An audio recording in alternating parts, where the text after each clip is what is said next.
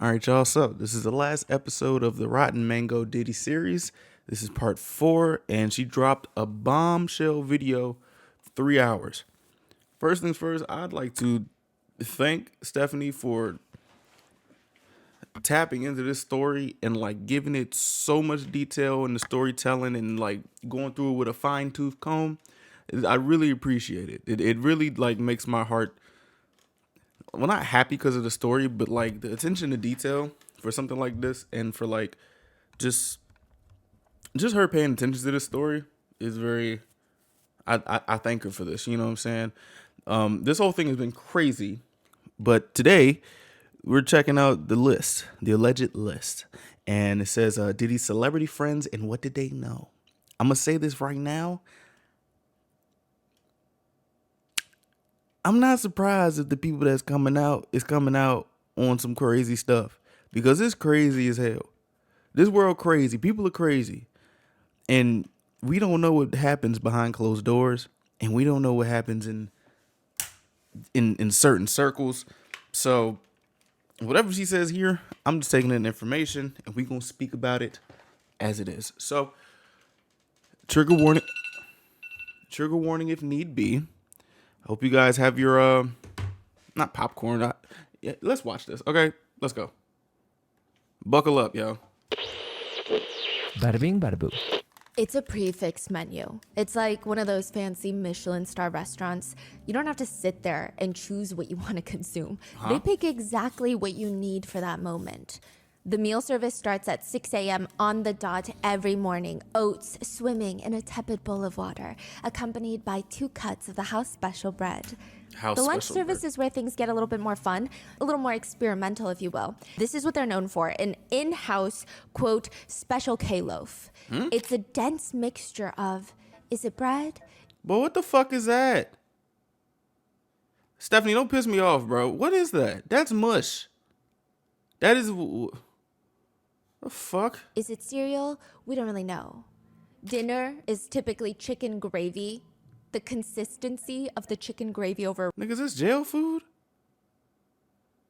The hell? What is going on? rice has been described as an in-between of paste and clay. And if none of those sound appetizing for you, you can always choose from their a la carte menu if they don't fit your taste. You could choose a jail. Velveeta cheese block minus the noodles for $3.70. It's jail. It's jail, nigga. That's commissary money, boy. Jalapeno squeeze cheese for $3.35. Or if you're feeling extra ravenous, you could pick a rib steak meal for only $9.95. The prices you would imagine are quite fair. In fact, if you're visiting for a while, you could even purchase New Balance sneakers for $54.60. Or perhaps hemorrhoid cream. Now you're for hilarious. $4.30. Steph, please. Please. You started off with the jokes, bro. The meal service is, interestingly enough, fully booked every single service, every single day. Her No husband like, yo, reservations what? required. In fact, attendance is almost mandatory. It currently has a 2.2 out of 5-star rating on Yelp. What? And that is the establishment, the Brooklyn Oh, shit. Metropolitan MBC. Detention Center, otherwise known as MDC. MDC, sorry. Some inmates, they just call it hell on earth. This place Oh. houses 1,600 inmates. It is New York City's Whoa. primary federal Whoa. detention Whoa. center. They did have a previous one that was just as big. It was called Manhattan's Metropolitan Correctional Center. Bruh. But that one closed a little bit after Jeffrey Epstein died. They shut the whole thing down. They What? shut it down, and now it's Oh. mainly the Brooklyn Metropolitan Detention Center. Oh, Is shit. that related to the death? Yes. That's crazy. And Oh. people have been complaining about both facilities for a really long time. People say it's, quote, pure hell, probably the worst federal detention center in the country. Ghislaine Maxwell's attorney claimed Ghislaine's time at MDC, she was underfed. There were pieces of plastic melted into her food. She had to drink contaminated water. She ended up losing her hair. But worse than that, the entire place is crawling with roaches and rodents. You could just smell the stench of overflowing toilets wherever. I'm not going to hold you. Is that not jail, though?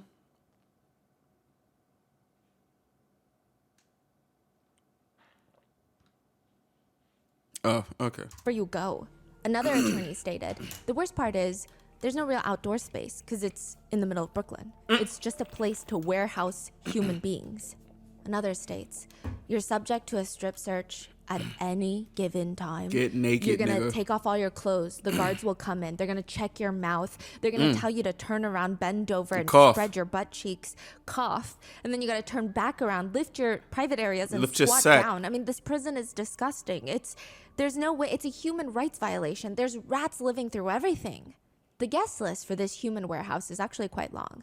You have Ghislaine Maxwell, Jeffrey Epstein's right-hand woman, R. Kelly, Keith Raniere, The nigga from Six? cult leader, Oh. Sam Bankman-Fried, billionaire crypto fraud, Oh, shit. and now Sean Diddy Combs. But it seems Diddy's been trying to get out. He's applied for bail twice, and now he's on his third attempt. And there are serious concerns by netizens and conspiracy theories online that Diddy is going to, just like Jeffrey Epstein, mysteriously pass in prison because very, very powerful people around him will not want him talking. I kind of don't think he gonna do that. I don't know.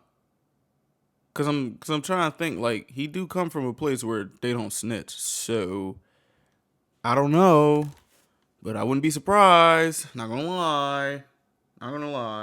We would like to thank today's sponsors who have made it possible for Rotten Mango to support Arizona's anti-trafficking network. They work constantly to bring solutions to the illegal. How do you guys feel about, like, bad prison conditions? Like I can assume what you guys think, especially for somebody like this.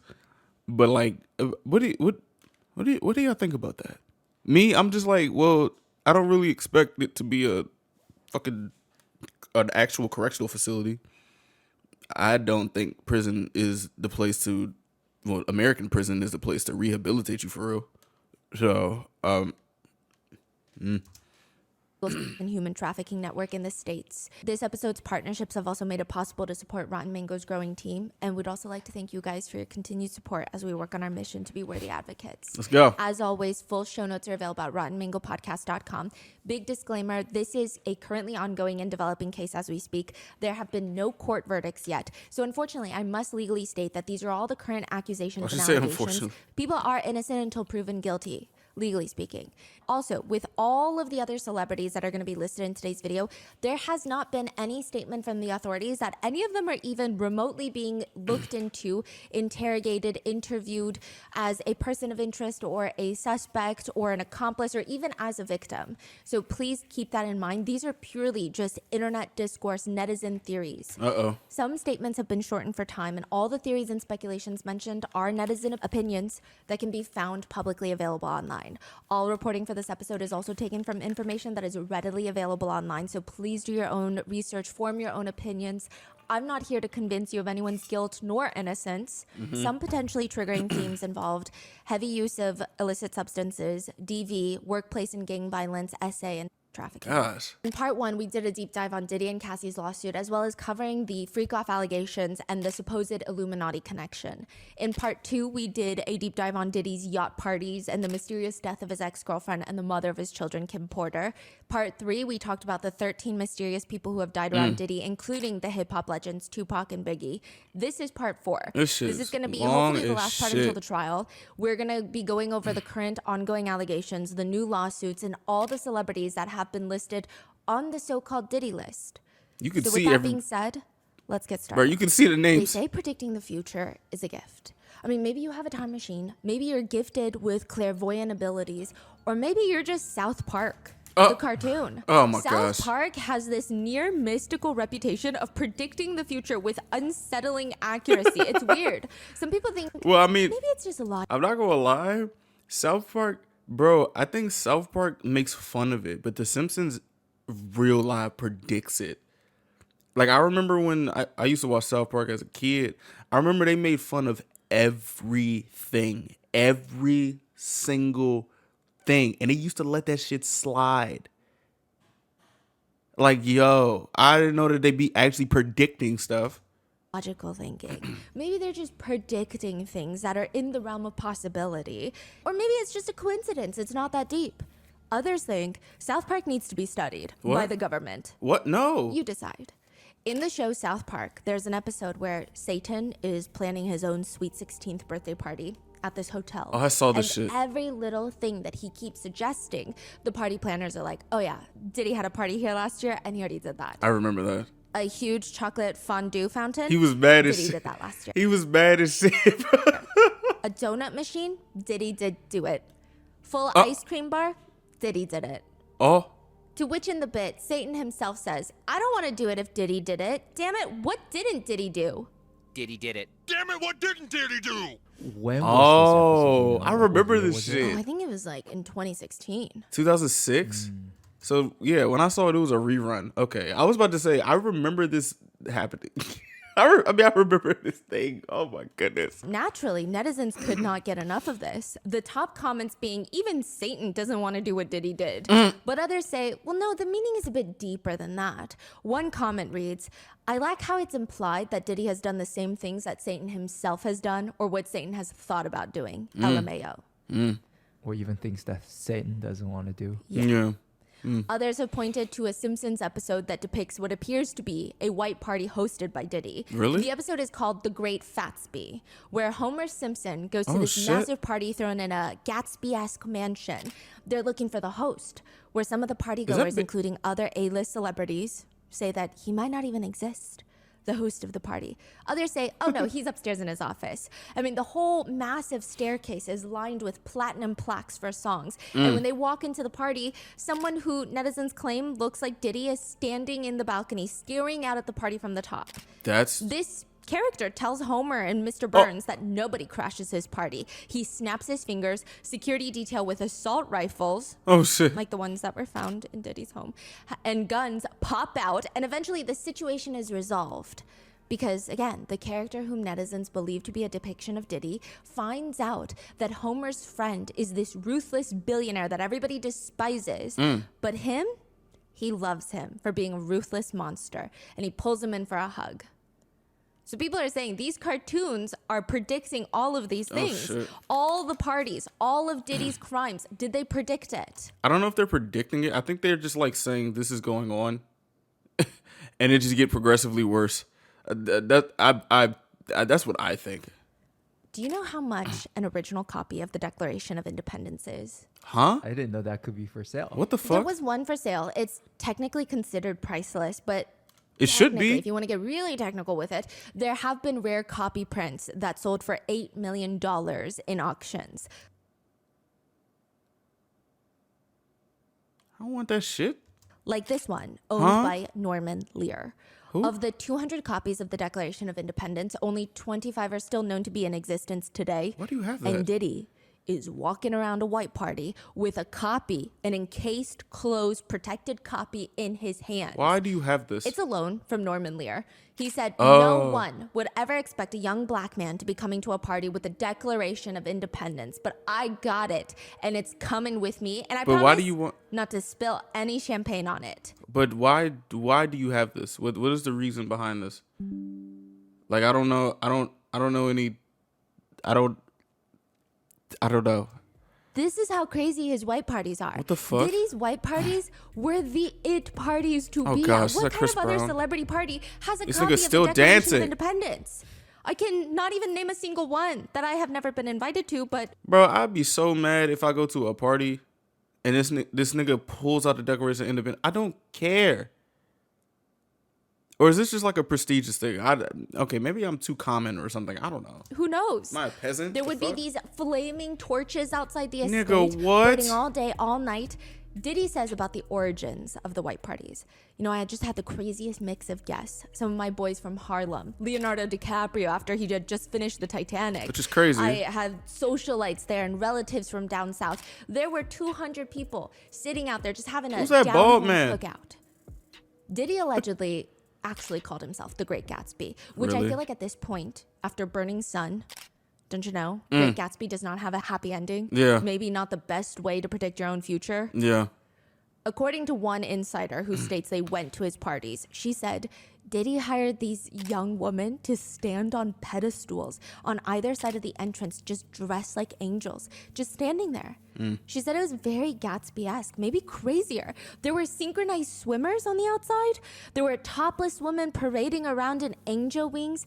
But then there would also be group orgies, group sports taking place in the bathrooms Group with pills being sports. passed around like Football. little appetizers. Yo, People said when Diddy winked at you and said, come to the VIP section, you knew you were going to have a really good night. I'd be scared. What?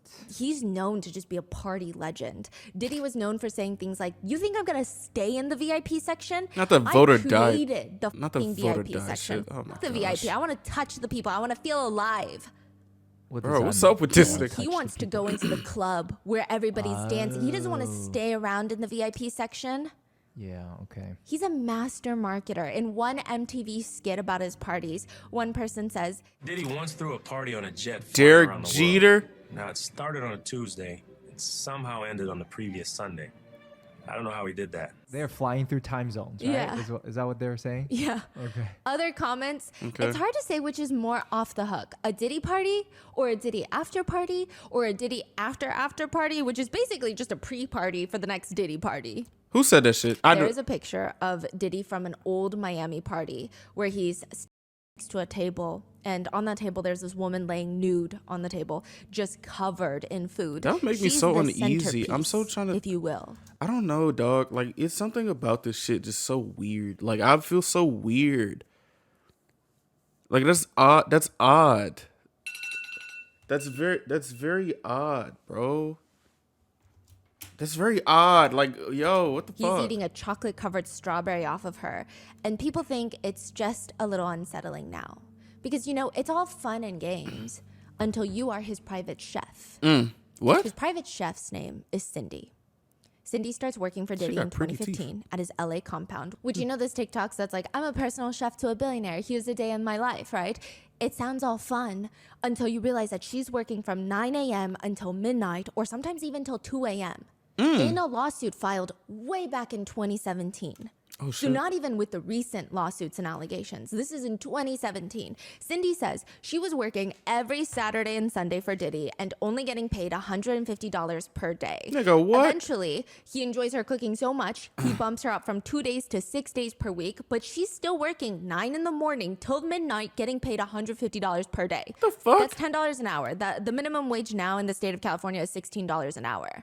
So, albeit this is in 2024, but still. I'm not getting Aside minimum from the wage, I'm pay, working for this Cindy says in nigga. more professional legal words through her attorney in the lawsuit that this was pretty freaking miserable. She was traumatized working for Diddy. The lawsuit she files alleges in very professional terms, but for ease to digest, I will paint the picture.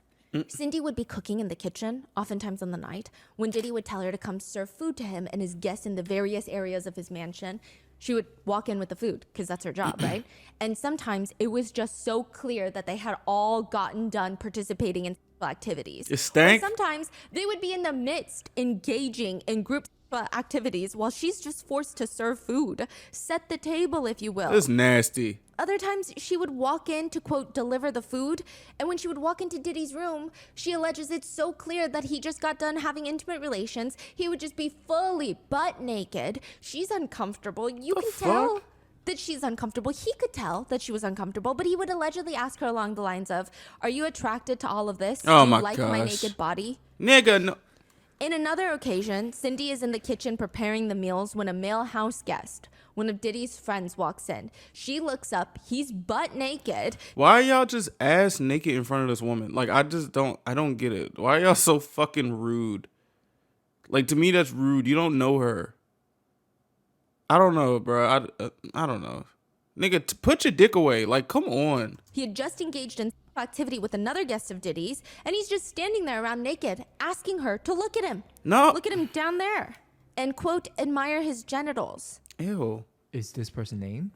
No. Oh, fuck. Cindy is mortified. She immediately files a complaint with her supervisor, another employee of Diddy's. Cindy complained frequently because, first of all, she never signed up to be constantly exposed to sexual activity and talking about genitals. Her Real capacity shit. as a professional chef, and she's not working on like a explicit set where she knows what she's getting into. This is just somebody's home. This is not what she's been expecting.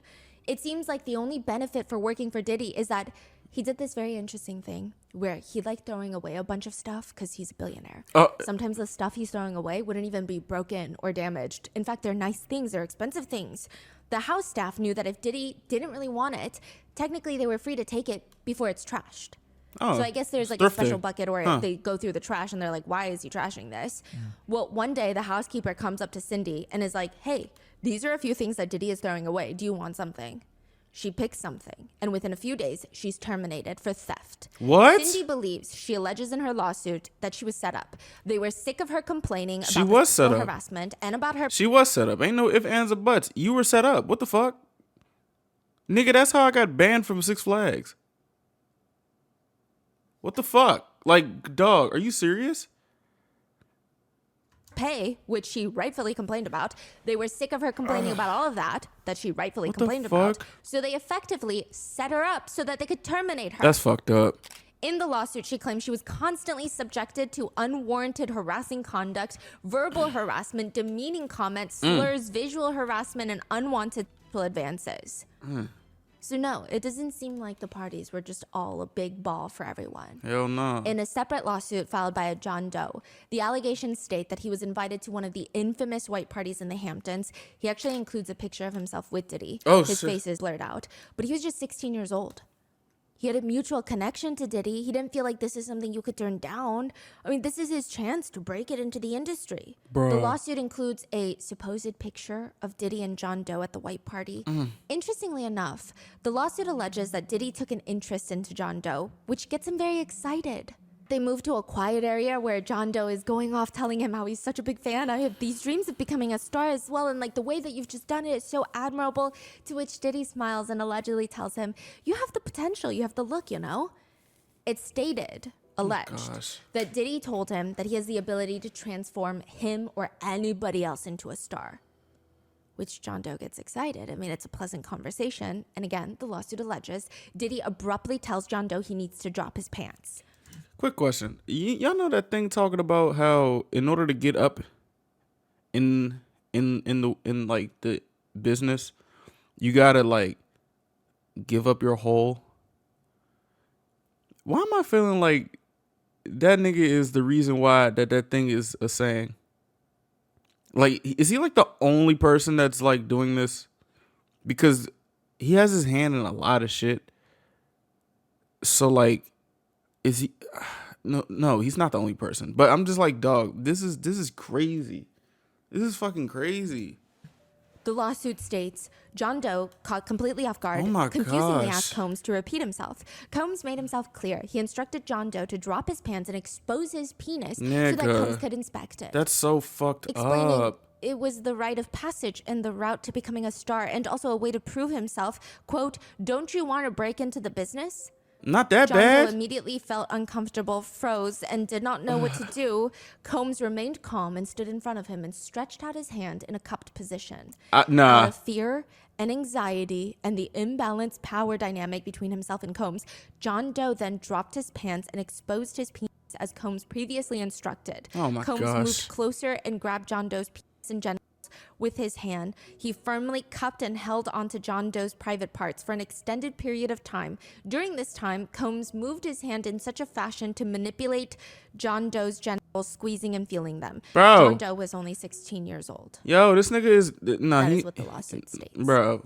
In another separate lawsuit What the filed by another fuck? John Doe, the allegations in his lawsuit include that in 2006, he was working for this security firm called Mass Security, where he would work at nightclubs or events for private events as security. Oh, that's how you He unlock got this those things. last-minute job at Diddy's East Hampton mansion for this annual white party, and the lawsuit alleges that prior to the party commencing, Diddy pushed John Doe into a van and viciously sodomized him. And while Whoa! John Doe kept pleading for help, Diddy allegedly responded, "You'll be all right. You'll Nick,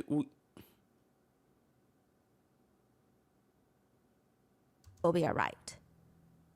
Are these part of the 120 Yes. lawsuits? Cuz, these what are the the fuck? individual stories. Yes. So Tony This nigga is Busby, the crazy. attorney from Houston, has been filing. Well, he states that he has about 120 lawsuits that are going to be filed against Diddy. He filed 6 and then 7. And by the time that you're hearing this on YouTube, probably more. damn. Yeah, so he's doing them in batches. And now there is this Oh very yeah, hold interesting on, thing hold on. where Wait, 100 wait. So this happened the other day. It was reported that apparently the NDAs say that it's for life and you cannot talk about Diddy at all. like in I guess in the things that happen, but it's for life and 20 years after you're dead. That's fucking crazy. That is insane. 120 is a very large number. So a lot of people are wondering, out of those 120, there must be people whose stories are not as valid, right? And I don't think it's ever right to question victim stories. And I will say that Tony Busby has stated that he has 100 people vetting potential clients and also about 30 lawyers looking at the evidence and the stories of each case. So they're trying to fact check a lot of these clients. They're not just trying to take any case. They're not taking anyone who's calling them like, oh, that Diddy thing on the news, I'm part of it. Okay. So just to keep in mind, because I know a lot of people that are either on Diddy's side or tend to question victims are like 120, there's no way. Which again, I'm not stating that these lawsuits are true. I mean, these are civil lawsuits. There's no way for me to know. I wasn't there, right? And neither was Tony Busby, but I'm just stating he is very thoroughly fact checking them from what I can see. Well, I don't know if fact checking is the right word, legally speaking, trying to verify them as much as he can. Right. One John Doe alleges that he was drugged and essayed the night that Diddy was awarded the Lifetime Achievement Award at the What? BET Awards, the time that he shouted out Cassie after 4 years after their breakup. What the He fuck? said that he was essayed after that at an after party. Yo. So many netizens, they're hoping with all these new lawsuits coming out that the most of the party goers, all the other celebrities that attended Diddy's parties did not see these things, that they only saw the fun aspects. Because one frequent party goer says once Diddy got high or drunk, he would turn violent and loud. He would take his anger out on people. My gosh. An unnamed alleged victim told the Daily Mail, so take it as you will. She alleged that she was at a party with Diddy once. He allegedly had this little medicine bag of drugs that he carried around with him. She said there was this one time when he came down from his room and I was shocked because he looked animalistic. I didn't even recognize him. His veins were popping and the way that his body was contorting in a way, it was What did he frightening. It take? just scared me. Being around him was like being around Jekyll and Hyde. There was some woman in the pool, sometimes already naked. And I thought, oh, maybe they party too much.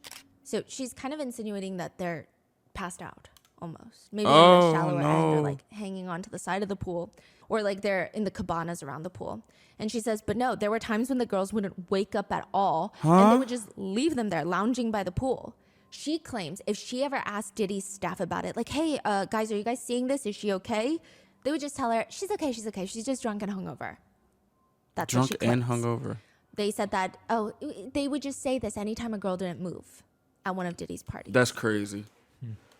And Tony Busby, the Houston-based attorney I was telling you about that's representing the 120 potential clients that are in the process of suing Diddy, he says, if you were attending one of these parties, if you will, and you attended before, or you knew what was going to happen, that is, you knew that a particular drug was being used in drinks that were causing people to be coerced and taken advantage of, and you were in the room, or you participated, or you watched it happen and didn't say anything. Your goose is or cooked, you helped buddy. cover it up. In my view, you have a problem. You can't hide skeletons in the closet forever. I would expect there are many people out there right now who are desperately searching their memories as they delete their texts and data. So does that mean every celebrity in connection with Diddy helped cover it up? Not exactly. There are a few camps of netizens. Some that believe, obviously, people who just went to a white party, you don't know what they know because these white parties, everybody was going to them. There's just no way that every single person in Hollywood knew what Diddy was doing. But then some people are saying, well, if they were close friends of Diddy. I'm not gonna lie. I don't really think like if you count yourself as a close friend, you should be looked at. But if you're like a close friend, like we've seen you with this dude for a while, or like you're a part of that entourage, it's like, dog. Because also it was like Gene Deal was very close and he was able to see this shit. But does that mean he saw the shit at the parties? Like I'm trying to figure out like they're talking about the white party, then there's an after party, then there's an after party. It's like, all right, so the people who are after party, we finna look at some of y'all, right? I don't know. I ain't never been to these parties. I don't like parties like that. I don't know, dog. This is And were constantly hanging out with Diddy. They probably knew something. They probably at least knew that he was violent towards women. There's no way that they didn't know anything. That's you crazy. can't hide When that. all of his staff and even people that have only seen him a few times have come out to allege these stories. Could it be that they don't know anything? That's a netizen opinion. Or there's a group of people that are like, let's not even point any fingers. We don't know what they know. But I will say, for as long as Diddy has been around, there have been people in the industry that have been waiting for this moment. Ooh. People that don't Jaguar, love right? Brother Love. And In 50 fact, Cent. They hate Sean Love Oh, it's Combs 50 with a Cent. fire-burning passion. It's 50 Cent. In 2005, a book was written titled Confessions of a Video Vixen Ooh. by Kareen Steffens. Kareen is a well-known figure in the industry. She was well-known to appear in a lot of music videos. And it says that she first went to Diddy's parties in Miami. It was, quote, fucking intense. She claims that there were women walking around topless, champagne being passed out, drugs being passed around on the inside. She claims I was about to call her by her stage name, but I don't want to do that here. you choose your pill, take your champagne, and that's the vibe for the night. It was intense. Like the drug usage is just so casual. In it, Kareen alleges that when she first met Diddy in 2001, this is around the time that he and J-Lo break up. She says, quote, in retrospect, I realized that I was given to him as a gift by another executive. She claims that she was with Ja Rule and Irv Gotti when Diddy told them, quote, send her to my house. Fuck. She alleges in her memoir, and that was it. I got the order to go to his house, and that was the first time he and I spent time. She describes herself as being a, quote, party favor, or at least that's what she said it felt like to her. Now, there were no explosive allegations in her book. She claims about her sexual encounter with Diddy as being consensual, but they didn't have full intercourse. It's unclear how far they went, but it just wasn't. She writes in her book, after the experience, he said, you're one of the best. I said to him, same. When in actuality, Same? he was average. Uh, Our sexual encounter was pretty straightforward, nothing out of the ordinary. Later, she goes with a friend to Diddy's massive party that he's hosting, and I guess Diddy didn't personally invite her. He didn't know she was coming. The minute Diddy sees her, she alleges, he pulls her to the side, allegedly asking her, we're cool, right? I mean, we're friends, right? Huh? She says, quote, I was What do you confused by the line mean? of questioning, but assured him we were in fact cool. What do you mean by that? Why are you asking that? What the hell? He allegedly tells her, I'm saying, though, you know I have kids and a mother and people who love me, and I can't afford for anything to get out. I don't want them to get upset. She claims, she's confused, but reassured him she has nothing but respect for him and his Fuck. family. But that doesn't appear to be good enough because she states Diddy pulls her friend, the one that she came with, to the side. They're gone for about 45 minutes in the midst of this little party, and he gets back, grabs Corinne by the arm, starts dragging her out of there, and What is like, the what did fuck? you do to that man? What did you do to Diddy? Huh? She's Wait, confused. what? He tells her that Diddy allegedly told him to be careful around Corinne. Do not let her into his home. What? She's like, why would he say that? Why can't I be in your house? Like, what do you mean? And he said, Diddy told me, quote, she'll have you on video with fingers in your booty.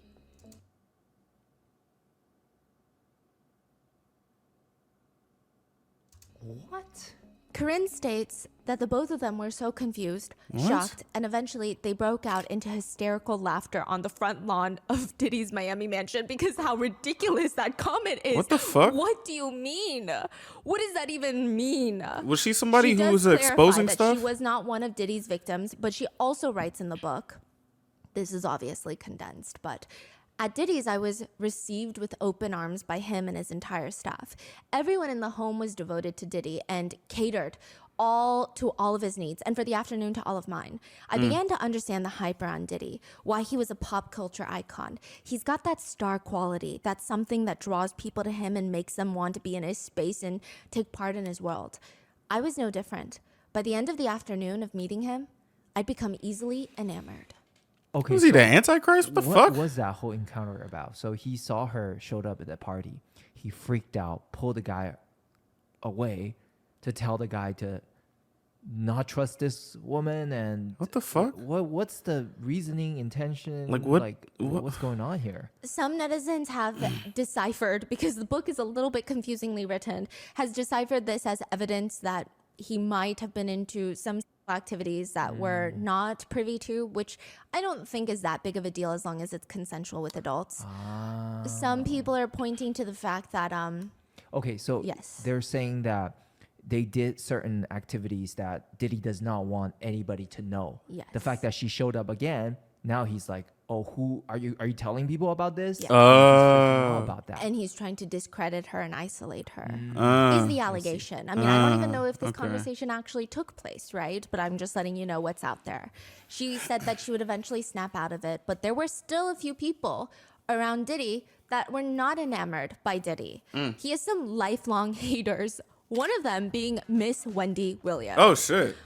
Before Wendy Williams was the Wendy Williams, controversial talk show host, she was just getting started as a radio personality. She was signed with Hot 97, one of the coveted spots at the time. Shit. One would argue that she was a yapper on this show.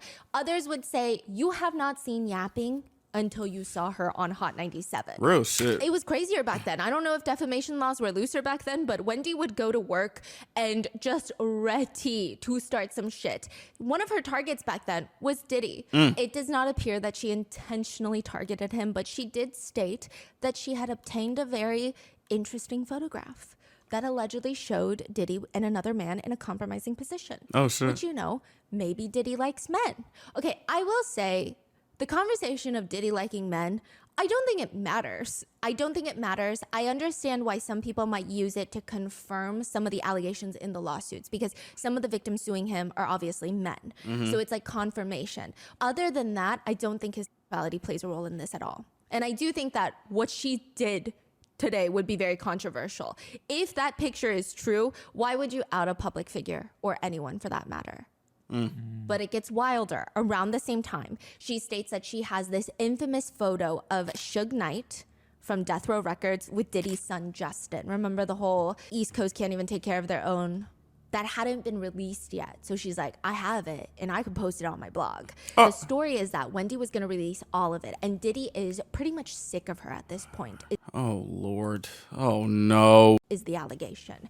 According to outspoken Gene Deal, the former bodyguard to Diddy, he states that by this point, because of the success of Bad Boy Records, Diddy's label, quote, motherfuckers didn't breathe hard if Diddy didn't want them to. Diddy allegedly calls up the executives that own Hot 97 to either get Wendy off the air. What? One allegation states that he even says something along the lines of, if I'm in New York City and I hear that voice on the radio, you're never gonna have another artist song nothing from me. Oh shit. Which Hot 97 would lose a lot of business if they Damn. can't air Diddy's record label songs. Within a few days, Wendy, one of the biggest hosts on the station, is suddenly in Philadelphia. Oh. She's not in New York City anymore as a host. She's a host on a radio show in Philadelphia. They fired her or let her go. It Damn. seems like it. If this is all true. They was a lot really of netizens scared of this agree. nigga. Yeah, threatening to release a photo like that of someone doing intimate things is pretty horrendous. Potentially outing someone is also horrendous. Yeah. But some netizens would point out, given everything that's happening right now, nobody feels sympathy for Diddy. And on top of that, they question why someone at his level would have such a big reaction to a photo if it weren't real. Well, that's because hip hop is very homophobic. That's why. That's what they're saying.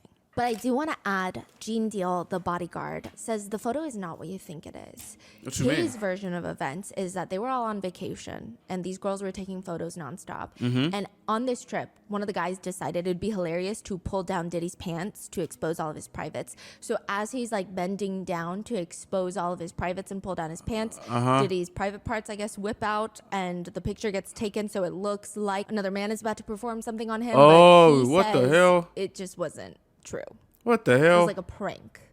But he claims that's the picture that was allegedly sent to Wendy Williams with a whole story of how Diddy is into men. Oh. Regardless, Wendy Williams gets goodness. dropped in New York City. She's got to go to Philly. The long-standing animosity between the two is pretty strong. Wendy alleges that Diddy would send a bunch of girls to try and jump her outside her radio station. What? Once upon a time, there was a music mogul who sent his all-girl group to beat my ass in front of the radio station. She alleges that Diddy, quote, single-handedly tried to sabotage her career. She writes in her book, "The hell he put me through, I will never forget it. But I don't hate him." But later, during her talk show, she was one of the few that extensively talked about the power dynamic between Diddy and Cassie, saying things like, my thing is, when you date a mogul, it's really difficult to avoid them. Even if you use your head, you never know when they're going to pop up on the scene. Like, they could find out what hotel you're staying at. They could just pop in, pop out.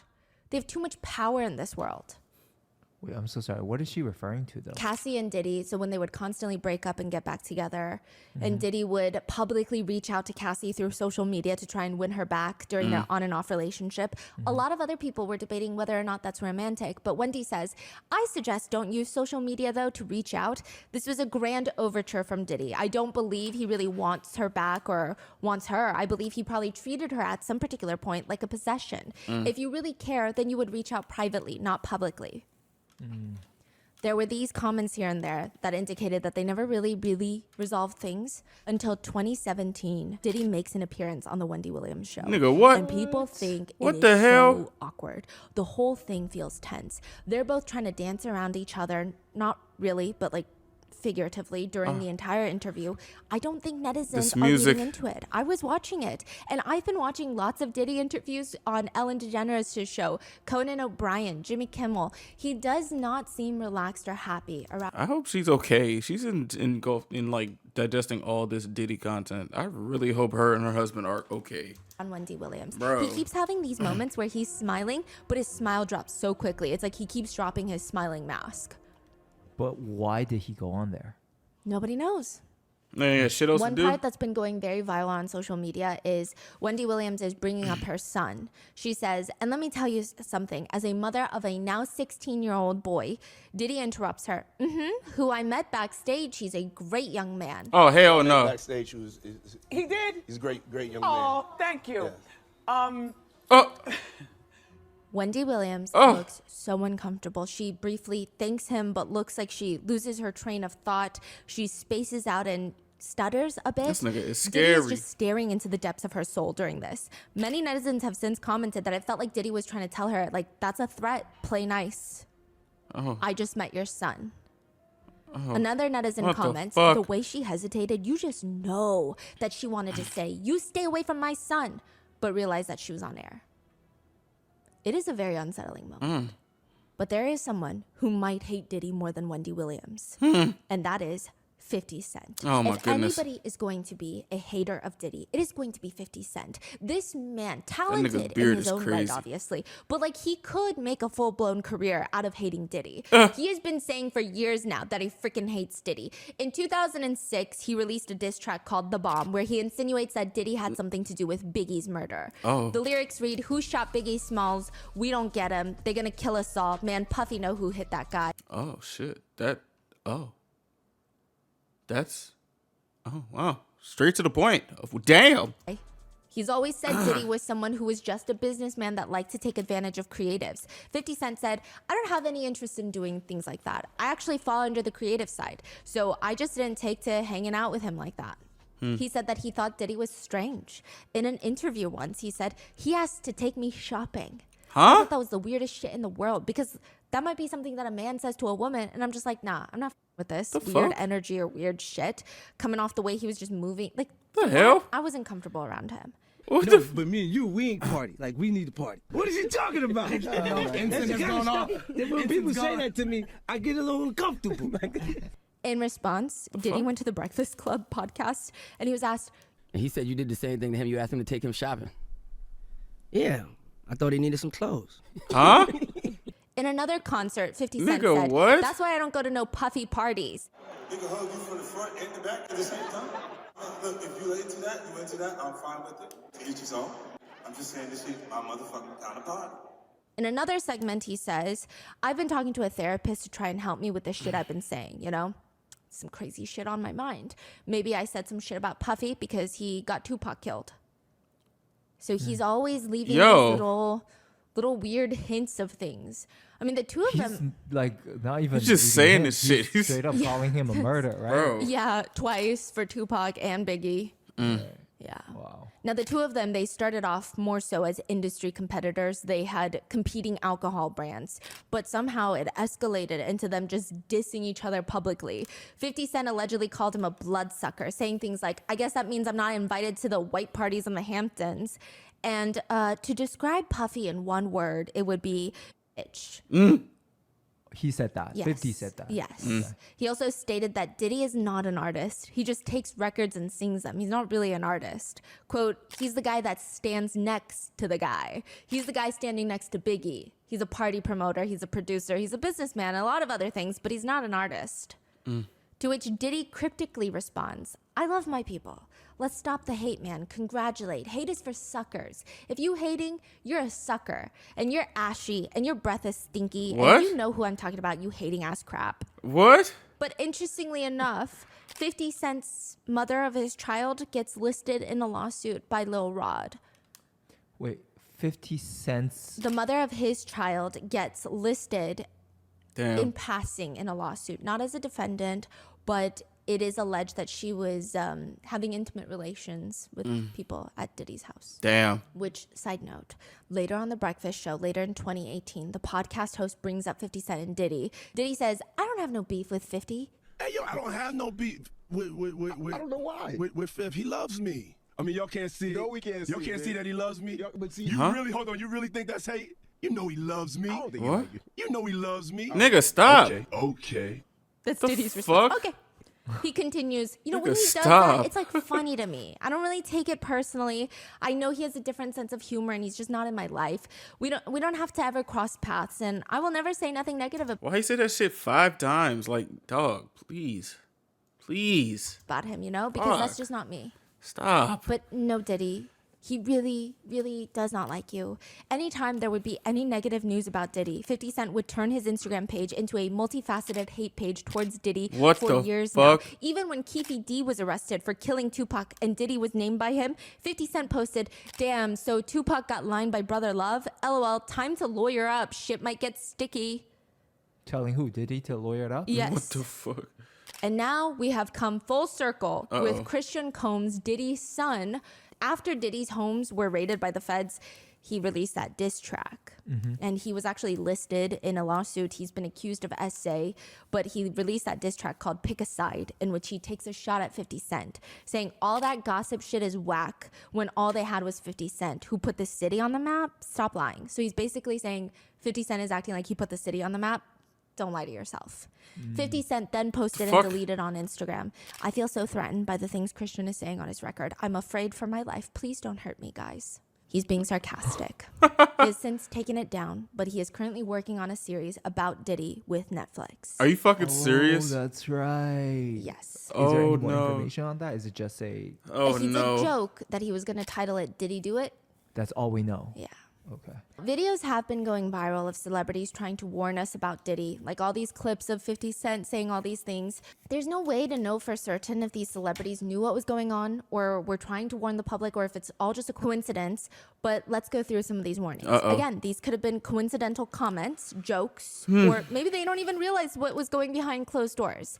But because this episode is more so internet discourse, we have to go through them. Let's do it. Brandon T. Jackson, a comedian Oh, and actor, fuck. made a claim earlier this year before Diddy's arrest, but perhaps someone was trying to warn him. I don't know. He said Denzel Washington gave him some sage Hollywood advice. You leave 30 minutes before the devil get there for all the parties in Hollywood. Which, to be fair, he could have been referring to anyone, or perhaps metaphorically to the devil.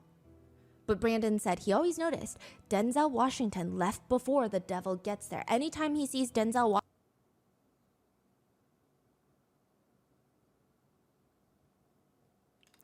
If Denzel is in any of these type of things, bro, do you know how fucking heartbreaking that would be, bro? If he's like guilty or like seen with any nigga, whoa, I'm gonna be honest. If I hear any type of names, I'm not trusting. My heart is sinking into my butt. I'm gonna be honest with you, bro. Nigga, that's Denzel. Like I said before, I gotta remember, I'm not surprised. I can't be surprised, bro. Washington leave a party, it would be a signal to him to leave the party.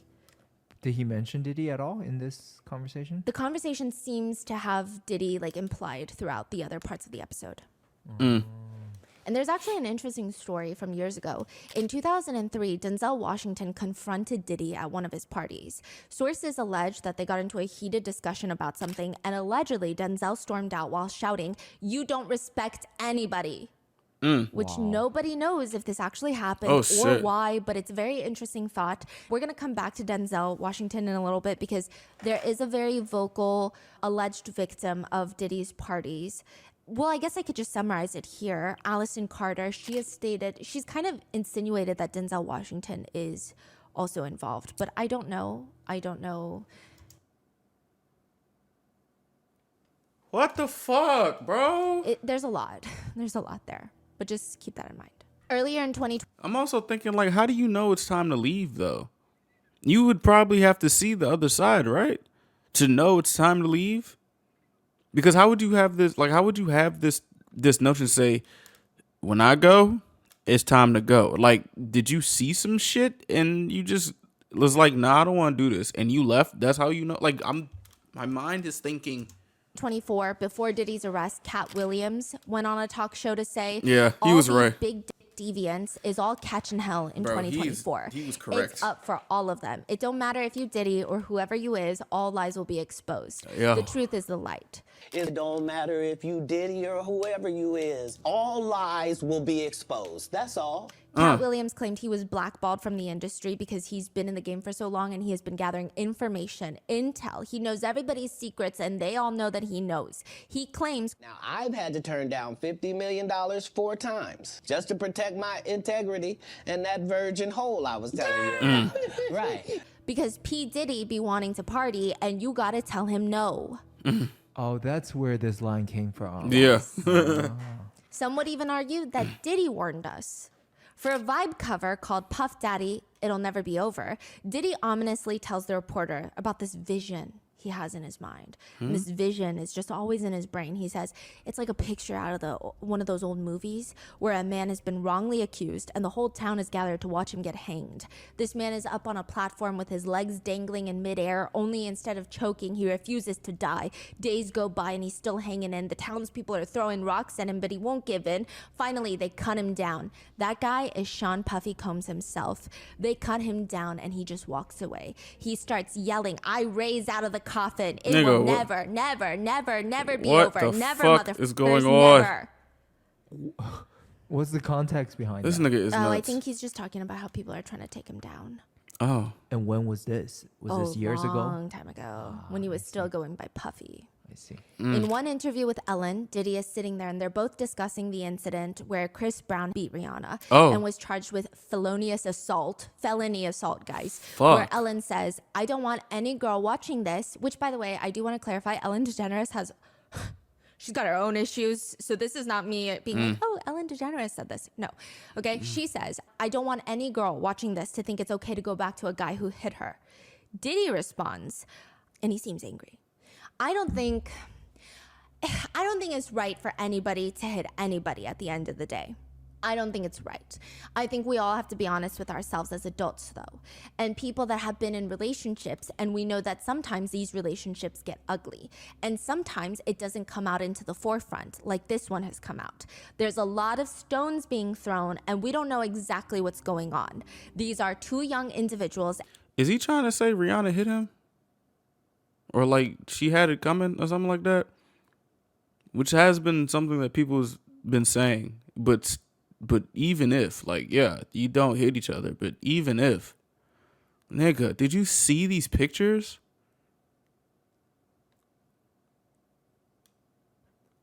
Like, bro, even if she did, like, hit him or something, he beat the shit out of her. Like, dog.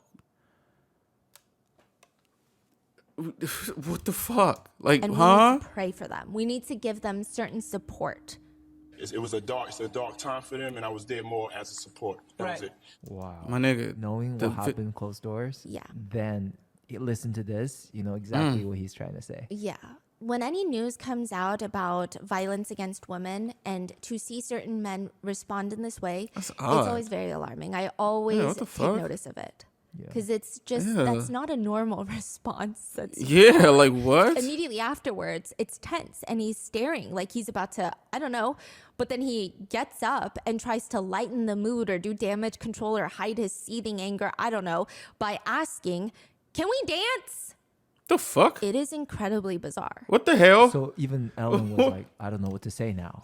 Yes, because I don't think she was expecting that. I think she was expecting him to be like, yeah, I don't think girls should go back to people who hit them, because that is a very standard general response.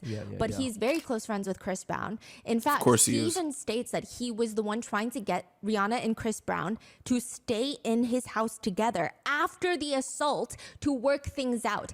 Imagine trying to force a victim to be in the same place as her assaulter. Which is fucking crazy. And also, I remember when she was they're also saying like, remember when she was like playing Chris Brown in the background and people were mad as fuck. Like I'm just like thinking of this whole thing. It's like, damn, this nigga Diddy would try, but dog, don't hit your girlfriend, gang. Obviously, don't hit each other. But like, nigga, don't hit your girl. What the fuck? Like, shit. Like, I don't understand why. What is there to niggas work need out? to justify that You're a shit. felon.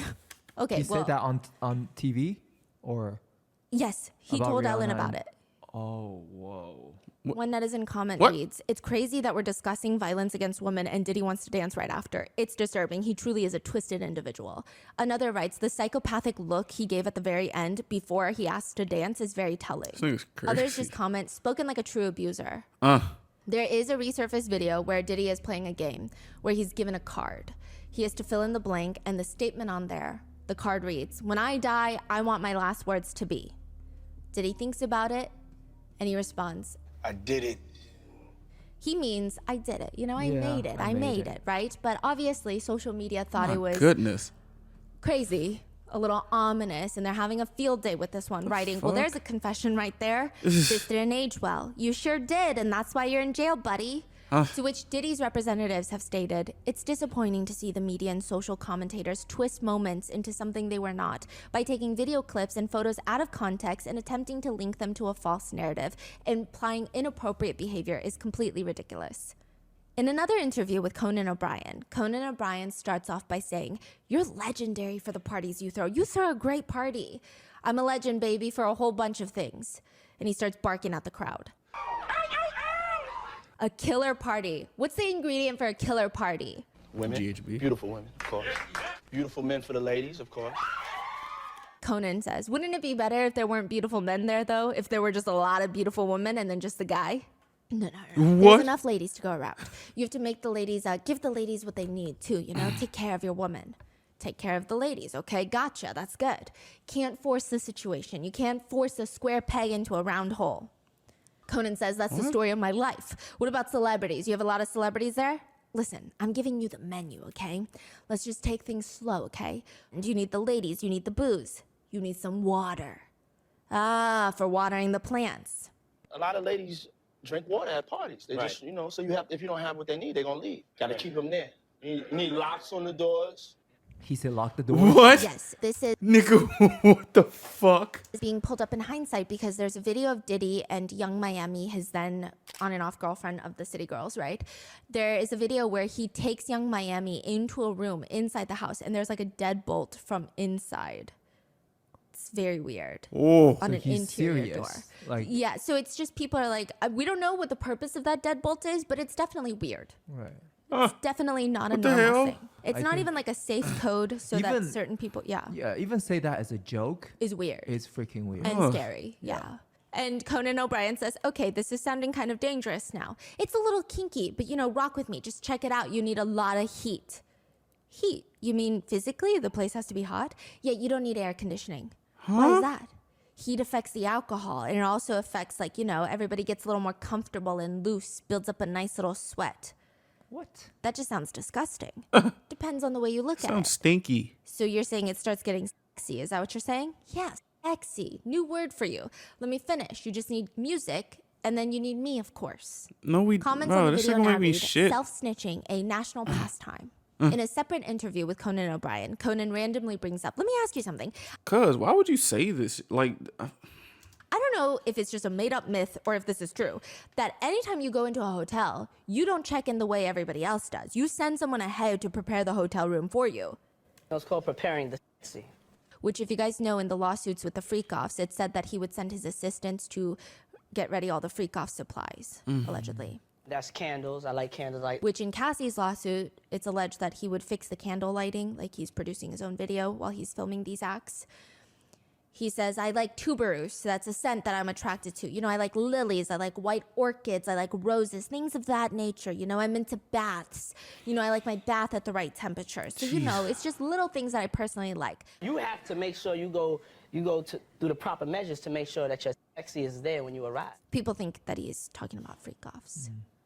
People are having a field day with these old clips, digging up old clips. There's another one where Diddy talks about his legendary parties, and he says, they won't give me a permit to the parties, man. They don't want me to throw the parties no more. No, you don't need to. Stop. We're going to keep having fun. You're going to keep hearing about my parties. They're going to be shutting them down, probably be arresting me, doing all types of crazy things just because we want to have a good time. You're going to hear about my parties. They're going to be shutting them down. They're going to probably be arresting me, doing all types of crazy things just because we want to have a good time. When I first started researching the Diddy case, there were 12 lawsuits that were filed against Diddy and the federal indictment that was unsealed. Very quickly, another dozen lawsuits were filed, and probably more by the time that you're watching this. But we are just going to go through some of the new revelations, new allegations from the newly filed lawsuits. Okay. There have been longstanding allegations that he would put date drugs into the alcoholic beverages at his party. There have been lots of people that have been coming online to allege he had a section for drinks that only girls would drink, and then a section for the artists, for the no. label makers, for the people that are not allegedly going to be drugged. So he had drug drinks and non-laced drinks. That is the allegation. One lawsuit even further alleges that it would be in the champagne glasses that they would hand out at parties. Specific mixed drinks like lemon drops would be laced with drugs because primarily these are drinks that more women tend to gravitate towards. I like me a lemon drop, cuz. What the fuck? Or maybe specifically, other people would be told, allegedly, hey, don't drink the lemon drops at this party. One lawsuit alleges it's not even just about the drinks that are circulating at the party. Multiple lawsuits have alleged that when you walk into his party, you would have to sign an NDA. Now, this part is not, it's a little gray area for sure, okay? But you would have to sign an NDA. For life. And once you walk in, they would make you take a shot. They're like, you sign the NDA, and this shot is a prerequisite to coming into the party. And some believe that those shots specifically, some were laced, some were not. These are the types of people I want to be drugged.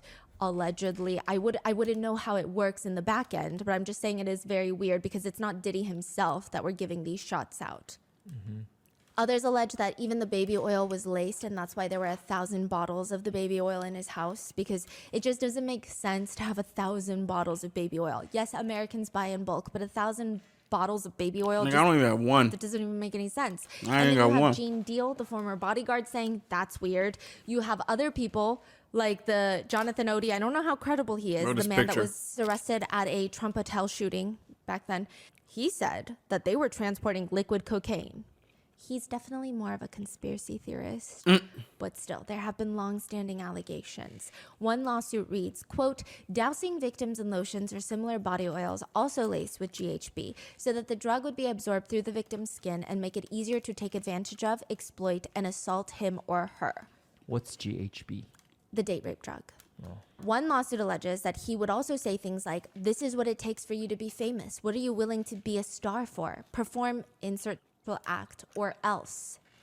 Other lawsuits claim he would say things like, when else do you get to drink with a millionaire? One of the more shocking lawsuits filed as of recently is Jane Doe, who alleges that she was 13 years old when she was assaulted by Diddy. These are the allegations set forth in her lawsuit. And again, allegations until they're proven true in the court of law. The lawsuit alleges that during the 2000 VMA Awards, this is the year that Diddy and his then girlfriend at the time, Jennifer Lopez, went wearing that iconic green Versace dress. The plaintiff, Jane Doe, claims her friend dropped her off at the Radio City Music Hall so that she could try to get into the VMAs. So she's just a fan. She's just a fan of the VMAs. She wants to go. She claims that she was outside when she saw a ton of artists and famous people arriving. She didn't have a ticket, but she really wanted to get in. So she went and tried to talk to the limo drivers that were outside. One of the alleged drivers worked for Diddy. This is the allegation. And he allegedly told her, hey, Diddy likes younger girls, and quote, you fit what he's looking for. Nigga, he what? allegedly invites her to an after party. So not the VMAs. I can't get you in there. At 13, bro? But you can get into the after party. She claims once she got inside this large white house where the after party was being hosted, she was asked by 2 men to sign an NDA. They allegedly told her that she was not allowed to talk about what happened at this party. She gave them her name. Also, don't NDAs not work if it's criminal acts taking place? Like, isn't that like something that's the thing? Signed a form, did not receive a copy. Jane Doe claims she saw a lot of celebrities at the party in which she was offered later a reddish yellow drink, which tasted kind of like orange juice, cranberry juice, but something bitter in there. Tequila and after sunrise? one drink, she allegedly starts feeling very woozy, lightheaded. She wants to lay down. She alleges she tries to look for an empty room to lie down, but sooner or later, she claims Diddy, along with a male celebrity and another female celebrity, entered the room. Diddy allegedly approached Jane Doe with this crazed look in his eyes, grabbed her, and started screaming, "Are you ready to party?" What the fuck? She alleges that she was essayed by Diddy while the other male celebrity and the female celebrity watched. Then the male celebrity essayed her while Diddy and the female celebrity watched. Bro, who is Were it, they bro? all named or no? No. Male celebrity A, female celebrity B. Okay, let's be fair. Money does make the world go round at times. And sometimes victims don't have access to things like therapy because they don't have the resources for that. Right. So in these lawsuits, I don't like to bring up the topic of money because then it becomes this whole, oh, victims want money, victims want money. I mean, what else could Diddy give them other than an apology that would hurt him, right? He can't, there's no eye for an eye in this country. Like, it doesn't make sense. Right. So it's stated that potentially it's a technique where you don't list the celebrity, but you file this lawsuit and you go to that celebrity privately and say, I haven't listed you yet, but if you don't want to settle privately, I could list you. Like, I could name you. Isn't that like And I legal could file blackmail? a lawsuit against you as well. So I guess we'll have to wait and see. Now, in one lawsuit, John Doe alleges he attended a party around October 2021. So this is very recent. He states there were several well-known artists in attendance, and he claims that he was drugged and gang essayed.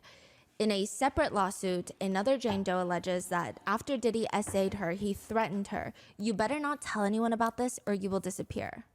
Well, Few establishments were also listed. I'm feeling like, bro, if you say this to a bunch of people, you can't make all these people disappear, dog. Like, you can't. And you're literally going to be a suspect if you make all these people disappear. So you just threatening multiple people. Like, bro, what?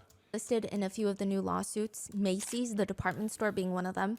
In one lawsuit, John Doe alleges that in 2008, he was working for one of the more popular streetwear clothing brands called Echo Clothing. This is around the time when Diddy was trying to take Sean John to the next level. They were Sean John's competitors. One day, the lawsuit alleges Diddy comes into Macy's flagship store in Manhattan with 3 of his bodyguards. He allegedly stomps his way over to the stockroom, pistol whips the defendant, and forces him to perform orally. While shouting, "I will kill you" at him. What the Allegedly, fuck? while essaying him, Diddy is accused of pulling his hair while making derogatory comments like, "You like that, white boy?" Oh. The lawsuit continues that after the assault, Combs proceeded to gather Sean John merchandise from the stockroom, leaves the stockroom, and headed out to the Macy's retail floor, where he began passing out merchandise to an adoring crowd as if nothing happened. What the fuck? The lawsuit further alleges that John Doe went to Macy's security to report the assault. He was allegedly told by somebody that someone will come speak with you about what happened, but it never happened. Nobody came to speak with him, and he alleges, quote, shortly thereafter, Macy's stopped letting John Doe into the flagship Herald Square store. He further alleges that the CEO of Macy's pressured Echo executives to fire John Doe because Macy's had just signed a multi-million-dollar deal with Sean John Clothing. That's fucked up. This is crazy. Fucked up. Marriott International has also been named in one of the lawsuits as a defendant. The lawsuit states that Marriott management was well aware of Diddy's activities, and management and other personnel, quote, looked the other way, essentially alleging that Diddy was able to commit sexual violence through use of Marriott's premises, hotel staff, and employees who were all allegedly profiting from such activities committed by Diddy. One lawsuit reads, Combs manipulated both men and women to participate in highly orchestrated performances of sexual activity with both commercial workers and unsuspecting partygoers. In some cases, these were individuals who were contractors or vendors. In other cases, they were random individuals pulled from a hotel lobby or show or off the street. What the fuck? And in one of the more recent alleged cases of abuse, going around according raping. to a lawsuit, This is crazy. John Doe claims to be a businessman from LA. he attended a launch party for a new Ciroc product. According to the allegations listed, John Doe claims that he was invited since he already had this established working relationship with Diddy. John Doe works in LA, specializing in renting out luxury cars and jewelry. So he's invited personally by Diddy, is the allegation, which he thought this is a great way to network and market his business to other high-profile clientele. So of course he goes. Now, according to the allegations, Diddy asks John to come into his private office, which isn't crazy, because John's thinking, okay, we're going to talk some business. But instead, he claims Diddy was drunk, acting strange, and was moving closer and closer to John while taking off his pants. Bro. He alleges he walks up to John and allegedly grabs John's genitals through his pants, quote, squeezing them in a rough and manner. The lawsuit further alleges the situation escalated until another individual, professional athlete A, unnamed, professional athlete A, entered the office and intervened, which ended the Combs assault on plaintiff of John Doe. There's another lawsuit filed by a John Doe, a personal trainer who claims he was assaulted by Diddy as well in 2022. The lawsuit alleges... Bro, this nigga is just going around grabbing people, raping women and children. This shit is fucking crazy.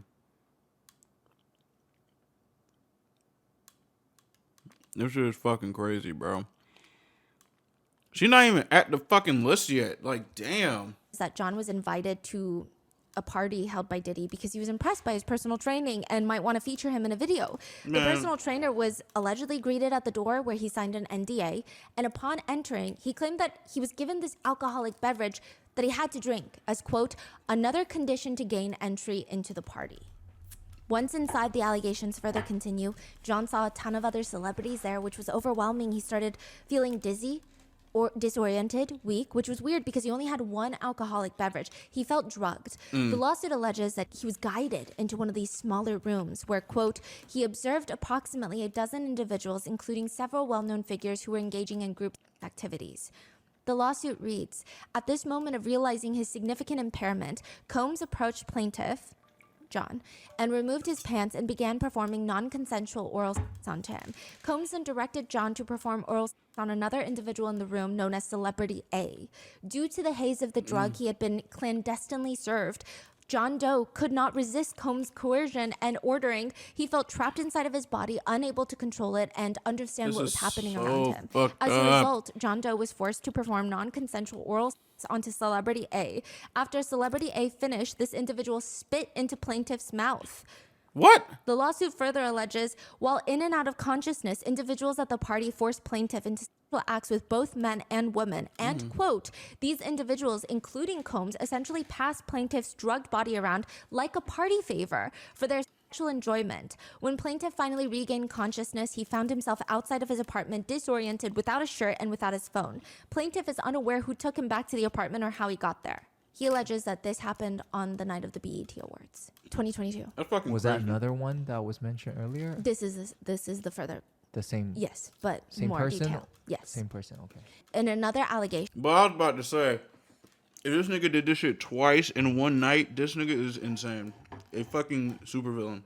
Filed in a lawsuit. Jane Doe claims she was invited to a party in December of 2022. She claims she noticed all of Diddy's employees at the house party pushing drugs onto the guests, the staff. She alleges she only drank a single glass of wine, where the allegation is she felt trapped inside of her body, and then Diddy allegedly essayed her. The lawsuit reads, plaintiff discovered blood on her legs from her vaginal area and bruising on her hip. She also found deep imprints on her arms and wrists, suggesting that she had been tied with ropes. Additionally, she felt significant pain and soreness in her vaginal region. Do you know who Aaron Hall is? Who the fuck is He's a this? huge R&B singer from back in the day. He was listed as one of the defendants in one of the lawsuits. Liza Gardner alleges in her lawsuit that Diddy and Aaron Hall had taken her and her friend back to Aaron Hall's apartment for a party. This was way back then. And Liza remembers being offered more drinks and coerced into having intimate relations with Diddy. She alleges that after Diddy was done, she just laid in the bed, shocked and traumatized. As soon as she's trying to get dressed, Aaron Hall allegedly barges into the room, pins her down, and forces her to have intimate relations with him. When he finally leaves her alone, she claims she quickly got dressed, ran out of there, and her friend was also allegedly essayed by the two. She said that they swapped rooms. So while Diddy was allegedly essaying Liza, Erin Hall was with her friend, and then they, quote, swapped and they switched.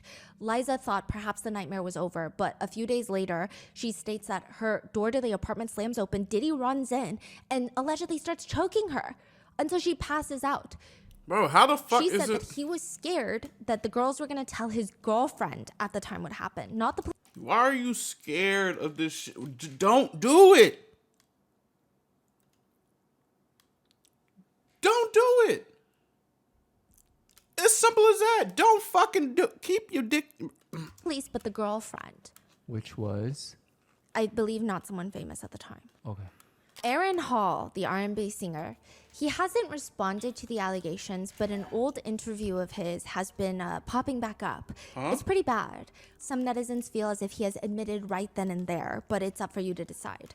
A lot of people remember him being one of the smoothest, more romantic R&B singers back in the day, but turns out he likes to brag about being a pimp. Huh? Quote, pimp, because his grandfather was a pimp. He also states in an interview, girls with the, quote, fresh out the pussy shit think they can get a man like Erin Hall. What does I'm that mean? historical dick. What does that, bro? What? They with me, it's a big dick. Everybody know my son's mother. What? Furthermore, he states that the mother of his son is a puppy because he impregnated her when she was 16 years old. He refers to her as a puppy because she was a minor and he was in his 30s at the time. Slim. You niggas are nasty. He states, I didn't know she was a puppy. Sometimes when I see a puppy on the field when I'm dog training, I think it's a year or two old and it'd be like 8 months. So I don't know. So when I saw her, everybody was trying to get at her. So I took her. This the smooth nigga. This is the nigga that was smooth, saying shit like this. Just to smooth your.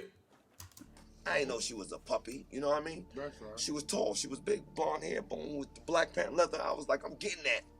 The whole interview is a bizarre telling on himself rant. Ew. He continues, if you can't handle my dick, you ain't getting my last name. Bruh. So I've been single for 50 years. If a bitch touch my dick and say my dick is small, then she's a lying bitch. He goes on to rant about how would you say everyone this? he knows how he fucks. What? That's his words, quote, fucks. And how large his, quote, dick is. Even So you showed even who? Puffy and Jodeci have seen him fuck. They know. That's his claim. Like, Why would you say this? you speak to Jodeci or Puffy or any of them niggas, they been at my house. They all see me. They all know I'm a big nigga. Yeah. Yeah, bro. What is happening? Why are you saying we don't care, bro? What the fuck was the question for this answer? Who was 50 years old? Excuse me. At this interview? Yeah. Oh yeah, I think he's like 60 now. And he's like screaming these things. It's very scary. This is He admits odd. in the podcast, I can say to you that I've smacked a lot of bitches and gone off on a lot of bitches, but it's because I've never been raised or had my mother cook me any meals. So he's saying it's his mom's fault that he beats women? He says when you're with a girl, you don't go nowhere unless we say go somewhere. I just personally feel like he should not be allowed alone with any woman Real or shit, child, 'cause or what really the any fuck? other sane human being. Real shit. This nigga is nuts. You out here bragging this shit like this shit cool. This shit is not cool, Slum. Within like a 1 mile radius of fuck. him. He also states if he goes into a studio and a guy is arguing with a girl, then he goes off on that girl without even knowing what's going on because he doesn't want his friend to be perceived as weak. That's crazy. That is like the most weakest insecure video I've ever seen in my entire life. This is I fucking mean, it's not nuts. necessarily an admission of guilt per se, but a lot of netizens have read in between the lines, or rather the lack thereof, and the comments read, let them talk long enough and they will tell on themselves. Real shit. Just hearing him speak, I believe every word that woman has said. Diddy's attorneys have responded. No matter how many lawsuits are filed, it won't change the fact that Mr. Combs has never sexually assaulted or trafficked anyone. We live in a world where anyone can file a lawsuit for any reason and without any proof. Which, side note, I mean, yeah, but technically, what about the indictment? Fortunately, a fair and impartial judicial process exists to find the truth, and Mr. Combs is confident he will prevail against these and other baseless claims in court. Tony Busby claims there are plans in the works to sue several other celebrities who allegedly helped Diddy cover up the essay at his parties. Oh, shit. In fact, Tony hints at the fact that a few A-list celebrities have already settled with victims in private. He says, because it's in the best interest of the victims, we attempt to resolve these matters without the filing of a public lawsuit. And we have done that already. We've done that with a handful of individuals, many of which you've heard of before, and we will continue to do that. Oh, shit. Who is this Tony Busby? He's a fascinating attorney. What does that He mean? has some interesting political views. He has parked a tank outside of his house. He's a larger than life character that I would say, if he were not representing victims, people would not really like this man very What? much. I see. What do you? I think that he's involved in a lot of high profile lawsuits. I know that he is like suing the NFL right now or something like that. Something to do with sports. He's going up against a huge sports team or something. Fuck. Some people think that he's an ambulance chaser. Some people think, I mean, technically he could file as many lawsuits as he wants with enough due diligence and he can get all the good press he wants. So we don't know, right? He states that people are going to be very shocked at the names that will come out during the course of this investigation. He states the youngest of his clients was 9 years old at the time of the alleged assault. He states that young boy was taken from an audition in New York City with Bad Boy Records. They were allegedly sexually abused by Diddy and several others in the studio on the promise of getting him a record deal. Fucking nasty. So in regards to the new lawsuits filed, it appears in response to attorney Tony Busby, Diddy's attorneys have called the barrage of lawsuits a, quote, clear attempt to garner publicity. Mr. Combs and his legal team have full confidence in the facts, their legal defense, and the integrity of the judicial process. In court, the truth will prevail. That Mr. Combs has never essayed anyone, adult or minor, man or woman. In response, Diddy's legal team have made some filings of their own. One, to identify the anonymous victims that have filed lawsuits against Diddy. The filing states, requests that the court direct the government to identify its alleged victims so that Mr. Combs can prepare for trial, stating that due to the high-profile nature of the case, quote, this has had a pervasive ripple effect, resulting in a torrent of allegations by unidentified complaints, spanning from false to outright absurd. I'm not even gonna hold you. There's a lot of words, bro. This nigga go to trial, see if this shit is actually true or not, and we just gonna be like, well, shit, like, bro, go to trial. I'm tired of hearing this say these baseless claims, bro. It's 100 people, cuz this is a lot of fucking people. There's a lot of people, bro. These stories are crazy. Like, what, like.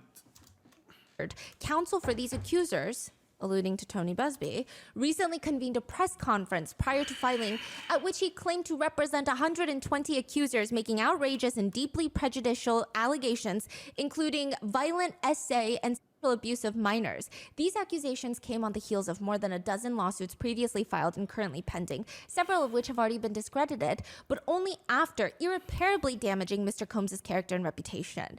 These swirling accusations have created a hysterical media circus that, if left unchecked, will irreparably deprive Mr. Combs of a fair trial, and if they haven't already. Side note, Tony Busby does state that they vet all the allegations, like I said. He stated to the New York Times that they have more than 100 screeners and 30 lawyers working on each allegation to vet it. And then I'm sure once they get vetted, Tony Busby and his attorneys that write these lawsuits, that file them, they're vetting once more. Okay. That's not me defending him or saying it must be true then. I'm just giving you both sides because it seems many netizens are wondering about the validity of so many lawsuits. Side note, a judge presiding over one of the cases where, if you remember from part 2, Jane Doe filed a lawsuit alleging she was gang essayed by Diddy and Harvey Pierre, then president of Bad Boy Records. She was flown on the private jet from Michigan. Yes. The judge granted Diddy's team motion to reveal her identity if she wants to continue pressing charges. The judge states, the court recognizes that public disclosure of Doe's identity could have a significant impact on her, particularly given the graphic and disturbing allegations in this case. They acknowledge that, but the court points to previous cases, stating, indeed, similar motions to proceed anonymously in sexual assault lawsuits involving public figures, including Kevin Spacey and Harvey Weinstein, were likewise denied. For those reasons, and as further detailed, the court denies plaintiff's motion to remain anonymous. That's crazy. I guess we will just have to wait and see if the others face the same situation. Diddy's attorneys have also... That's kind of nuts, bro. You're making them, like, come out and say this shit because of other... Like, that... My heart goes out to them, bro. Like they're saying, no, if you want to keep going, you're gonna have to like. Also asked the judge to impose a gag order of sorts. Oh. So this gag order seems more so towards the victims or the alleged victims and their legal representatives.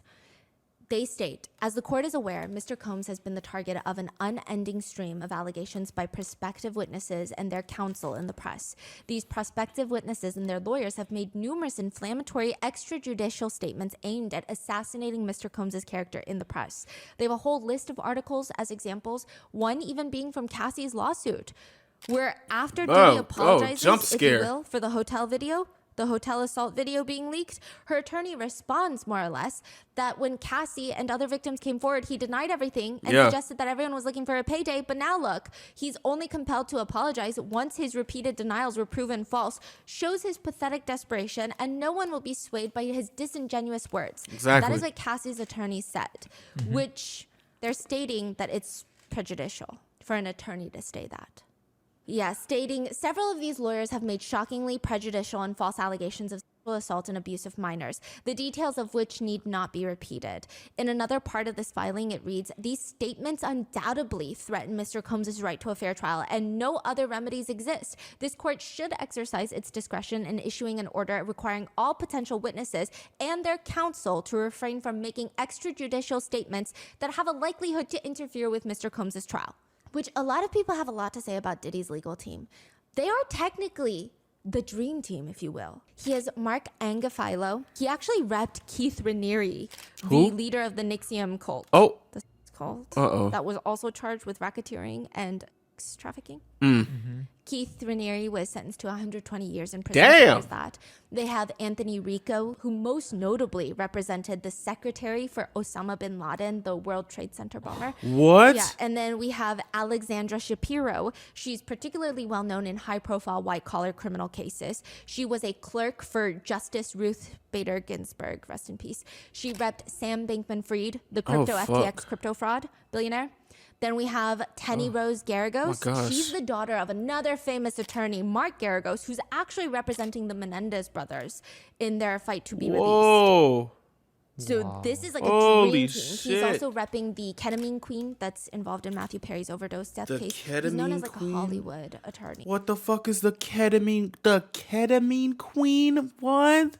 He's previously repped the Chris hell? Brown in the Rihanna assault Oh, case, as well as jeez. Michael Jackson in the CA allegations.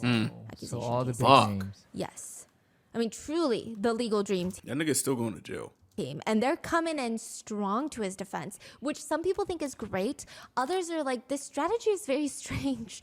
Because prior to Diddy's arrest back in December of 2023, Diddy took to Twitter to write, enough is enough. For the last couple of weeks, I've sat silently and watched people we've try to seen this shit. assassinate my character, destroy my reputation and my legacy. Sickening allegations have been made against me by individuals looking for a quick payday. Let me be absolutely clear. I did not do any of the awful things being alleged. I will fight for my name, my family, and my truth. Sean Diddy Combs. I'm going to keep it a stack. If you really didn't do all this, dog, this must have been one orgy gone wrong for this shit to happen. I'm just telling you, I don't believe that you ain't do nothing. You had to have done something. All these people's stories can't be fabricated. I don't believe that. I don't believe that. If not, you finna go down for one thing, you're gonna go down for something. You're gonna go down for something like 120 lawsuits, gang. Something is going to stick. This is fucking crazy. You're going to I honestly don't know what the thought process is here now. Like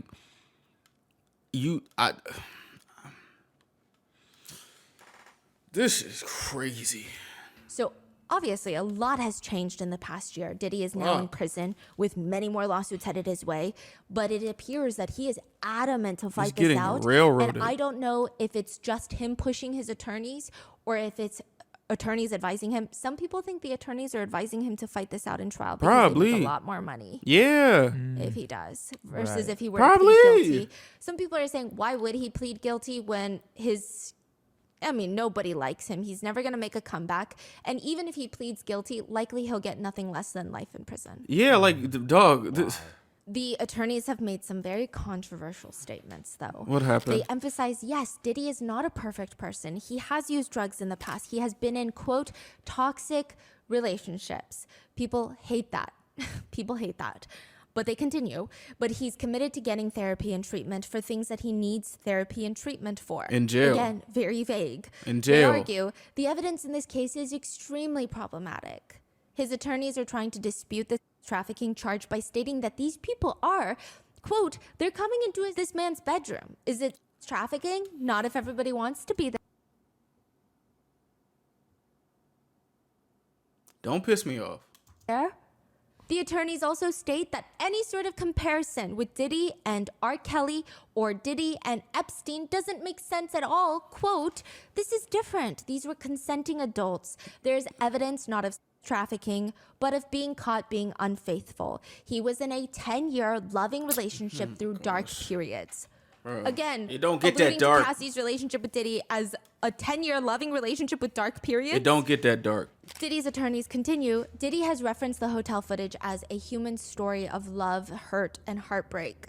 Which I have to say, I am human. I have also endured love, hurt, and heartbreak. Yeah, I have hell never, no, not a single cuz. time in my life, in this little brain of mine, thought to beat someone up. Yeah. To repackage domestic violence as love is honestly as Oh my unhinged as it gosh. humanly gets. They continue to state he came to New York to basically engage the court system and start the case. And it will start today, and he's going to plead not guilty. He's going to fight this with all of his energy and all of his might and all the full confidence of his lawyers. He is dealing with this head on the way he has dealt with every challenge in his life, which is such an interesting moment for a motivational insert.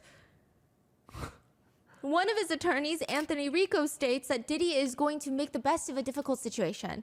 Dr. King. What does that mean? Martin Luther King. Huh? Wait. Dr. King called it the law of unintended consequences. Sometimes the more you push a person down, the stronger they get.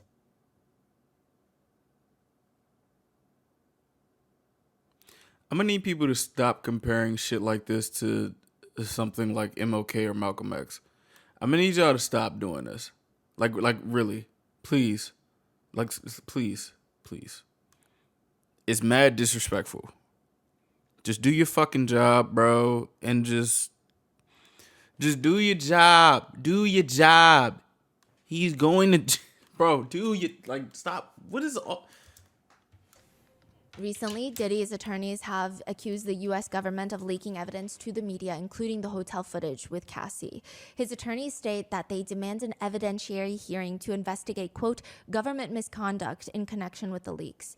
They state that the alleged government leaks, quote, have led to damaging, highly prejudicial pretrial publicity that can only taint the jury pool and deprive Mr. Combs of a right to a fair trial. Huh? They state the hotel video is the most egregious example of the alleged misconduct by the government, stating one of a long and documented history of leaks and false statements made with one purpose: to savage Mr. I'm hearing all this stuff about fair trial stuff, but did he give these people a fair chance to literally,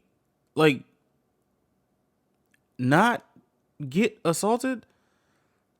I'm this fair thing is kind of pissing me off, bro, because it's all the niggas. All right, bro. Combs' reputation Finna get prior mad. to trial. The leaks have resulted in damaging and highly prejudicial mad. media coverage, particularly sensationalizing the I don't investigation want, and bro. I'm involvement of putting Mr. Combs' a family. charge here. This should get Along me with mad. that, the attorneys have requested government agencies, including the Department of Homeland Security, the one that raided his homes, to reveal emails, documents, Why records would they related do to the that? alleged leaks, place a gag order that bar government personnel from disclosing case evidence or investigative material, or even making statements, really, prior to the upcoming trial. They are so scared. Yeah. They're like, please don't say no more. Don't let them Fuck. say any more. Yeah. The prosecutors firmly deny My such accusations, gosh. and a lot of people who have worked with the feds or have worked as a federal agent prior, they say the feds don't play with stuff like this. Like, the feds are the last people to leak stuff. I mean, maybe you could talk about your local sheriff's office. You could talk about state government. The feds do not play, because when the feds bring a case against someone, they're not jeopardizing anything. 90-some%. They're here to win. Like, these feds do not play. They're not going to 90-some do percent. something like leak a video so that the whole trial can get thrown out. They're not dumb. Yeah, it's not a state. Is what a lot of people who have worked with the feds Ugh. say. The prosecutors also firmly deny the accusation. They state the government was not in possession of the video before its publication by CNN. There is thus no factual basis for the defendant's claim that the government leaked the video to CNN, essentially arguing, how can you leak something that you don't have? On top of that, the prosecutors are, this is like a bit of an exaggeration, but they're like coming from the man who's doing a full interview with TMZ, because the defense attorneys are saying the prosecutors keep making statements to the public and it's not making our client look good. It's like interfering with his right to a fair trial. And the prosecutors are like, Mark, didn't you just do a full interview with TMZ? They argue he basically accused the government of running a racist prosecution, which, okay, Mark stated, I think these are the statements that the prosecutors are alluding to. He stated, we are disappointed with the decision to pursue what we believe is an unjust prosecution of Mr. Combs by the U.S. Attorney's Office. Sean Diddy Combs is a music icon, self-made entrepreneur, loving family man, and proven philanthropist who has spent the last 30 years building an empire, adoring his children, and working to uplift the black community. To his credit, Mr. Combs has been nothing but cooperative with the investigation, and he voluntarily relocated to New York last week in anticipation of these charges. Please reserve your judgment. Bro. These are the acts of an innocent man with nothing to hide, and he looks forward to clearing his name in court. He also tries to dispute the trafficking charges. If he's innocent, why the nigga said sorry? He literally admitted to what's going. Like, bro, what the fuck? Shakedown of a successful black man, and they state that the federal agents are investigating. Also, I don't think they would shake down a black man if he's already at the top. They'd probably shake you down when they get word that you're trying to get to the top, unless you're playing the game. Unless you're playing the game. If you stop playing the game, then maybe they're going to shake you down. But like, dog, these storms, like, nigga, oh my goodness. Him for misconduct as, quote, a last vestige because Diddy's businesses are fine and he pays taxes. What? Yeah. So the prosecutors are like, you accused us of being racist. We didn't leak anything. So that is a crazy, like, I wonder if they didn't leak it, then who did? Somebody did. And how much, like, pools and how many, like, powers or whatever. Somebody leaked it. I don't know. It's really fascinating. Yeah, there's so much going on. Side note, it seems like there could be a lot of strategies at play for accusing the government of leaking the video. One, it could get thrown out as evidence in the trial. So the jury could potentially not be shown the footage of him beating Cassie. However, I don't think I feel everybody's like there's seen lots this. of other evidence that they will be seeing. Yeah, like, two, the lawyers could argue that this compromised his right to a fair trial and alleged prosecutorial misconduct, which would be a violation of Diddy's rights, which could potentially help it with a change of venue to be outside of New York or other accommodations. Like, they could call for an evidentiary hearing, which the judge may grant to the defense to investigate the alleged leak, which could delay the proceedings, but potentially it would reveal more information to the defense attorneys about what the prosecutors are building their case on. Because they get some privy information like emails and communications between the prosecutors. Bro. Or in extreme, highly unlikely in this case, it could lead to a dismissal of the charges entirely. I don't think so. I don't know. That would be the scariest shit ever, actually. That would be the which is very highly unlikely in this. Nigga, the state of Atlanta tried to get Young Thug a RICO, and he ended up going home with 15 years probation. If the feds, all right, case, or it could just be a public play. Accuse the government of leaks. Just cast a shadow of doubt on the integrity of the government, on the integrity of the judicial. You mean the judicial system that we already know is probably not the most fairest thing? Okay. System. I guess. Just plant a seed in people's minds. Plant a seed. It could be any of those. Plant a seed. It appears a lot of things are going to come to light during the trial. For example, Howard University had awarded Diddy with an honorary degree in 2014. But with all the new allegations, Took they that have shit back. unanimously voted to Nigga. rescind the degree. So they're like, we take it back. They state Mr. Combs' behavior, as captured in a recently released video, is so fundamentally incompatible with Howard University's core values and beliefs that he is deemed no longer worthy to hold the institution's highest honor. What university? Howard, Oh. which is actually where he went. Right.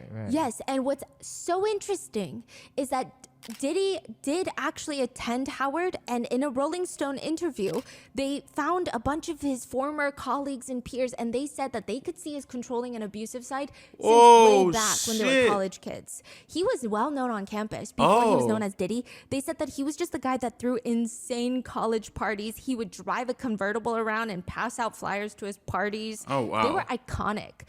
But some women at Howard knew to stay away from him. Is that Mary J. Blige? They would warn each other.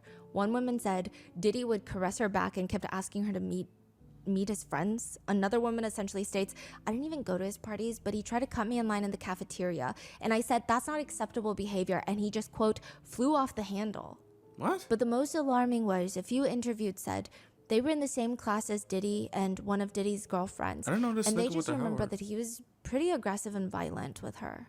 That they would see him beat his girlfriend. They alleged that he would beat his girlfriend in college. They remember hearing him screaming outside the dorms in a, quote, belligerent manner. And once the dorm mates were told, Puff is out there crazy, he's just like beating his girlfriend. What the fuck? So if he was acting like that in college, in front of all of his college classmates, people say, I mean, he's a narcissist. He thinks he can explain. He actually wants a trial at this point. Another just writes, given his level of arrogance, he would probably enjoy a trial and watch everyone go down with him. I think he wants to see these victims cross-examined, especially Cassie, because it can be very traumatizing. So you say like the whole thing right now is gonna be private, right? The trial. The trial it's in federal court. So federal cases, they don't allow in cameras, and they allow in a very select group of press. And family and the public. So like you would have to either queue in line. Sometimes you would have to get press badges to get in. Like this one I think is going to be highly regulated. Really? It's not going to be live streamed on, anywhere. Oh, wow. Okay. It's going to be a very, very intense trial. Federal prosecutors are known to be absolutely ruthless. Typically, I mean, take that as you will. And they've made statements that they might not even be done with Diddy on these charges alone.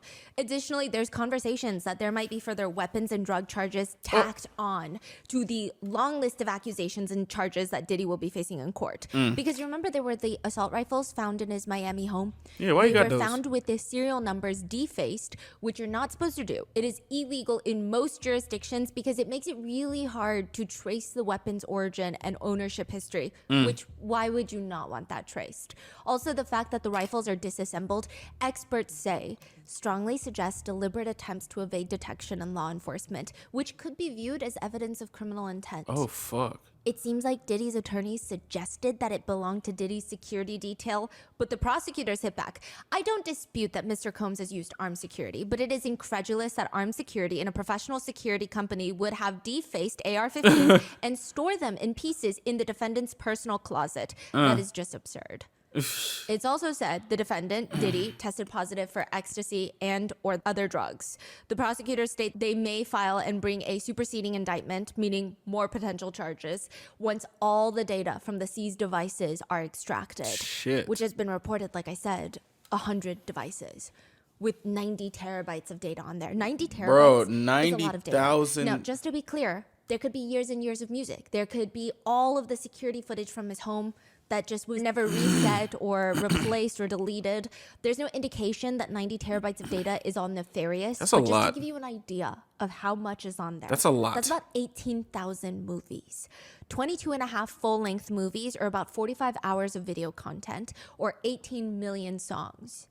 Wow. He ain't record that much. Data. It's a lot to sort through too. Yeah. What the The fuck? DA's office have stated in regards to Diddy's case. Now, I want to be clear about two things. First, this office is determined to investigate and prosecute anyone who engages in sex trafficking. Oh, shit. No matter how powerful or wealthy or famous you may be. The music. No one should doubt our commitment on that. A year ago, Sean Combs stood in Times Square and was handed a key to New York City. Oh. Today, he's been indicted and will face justice in the Southern District of New York. No more key. Second, we are not done. Oh.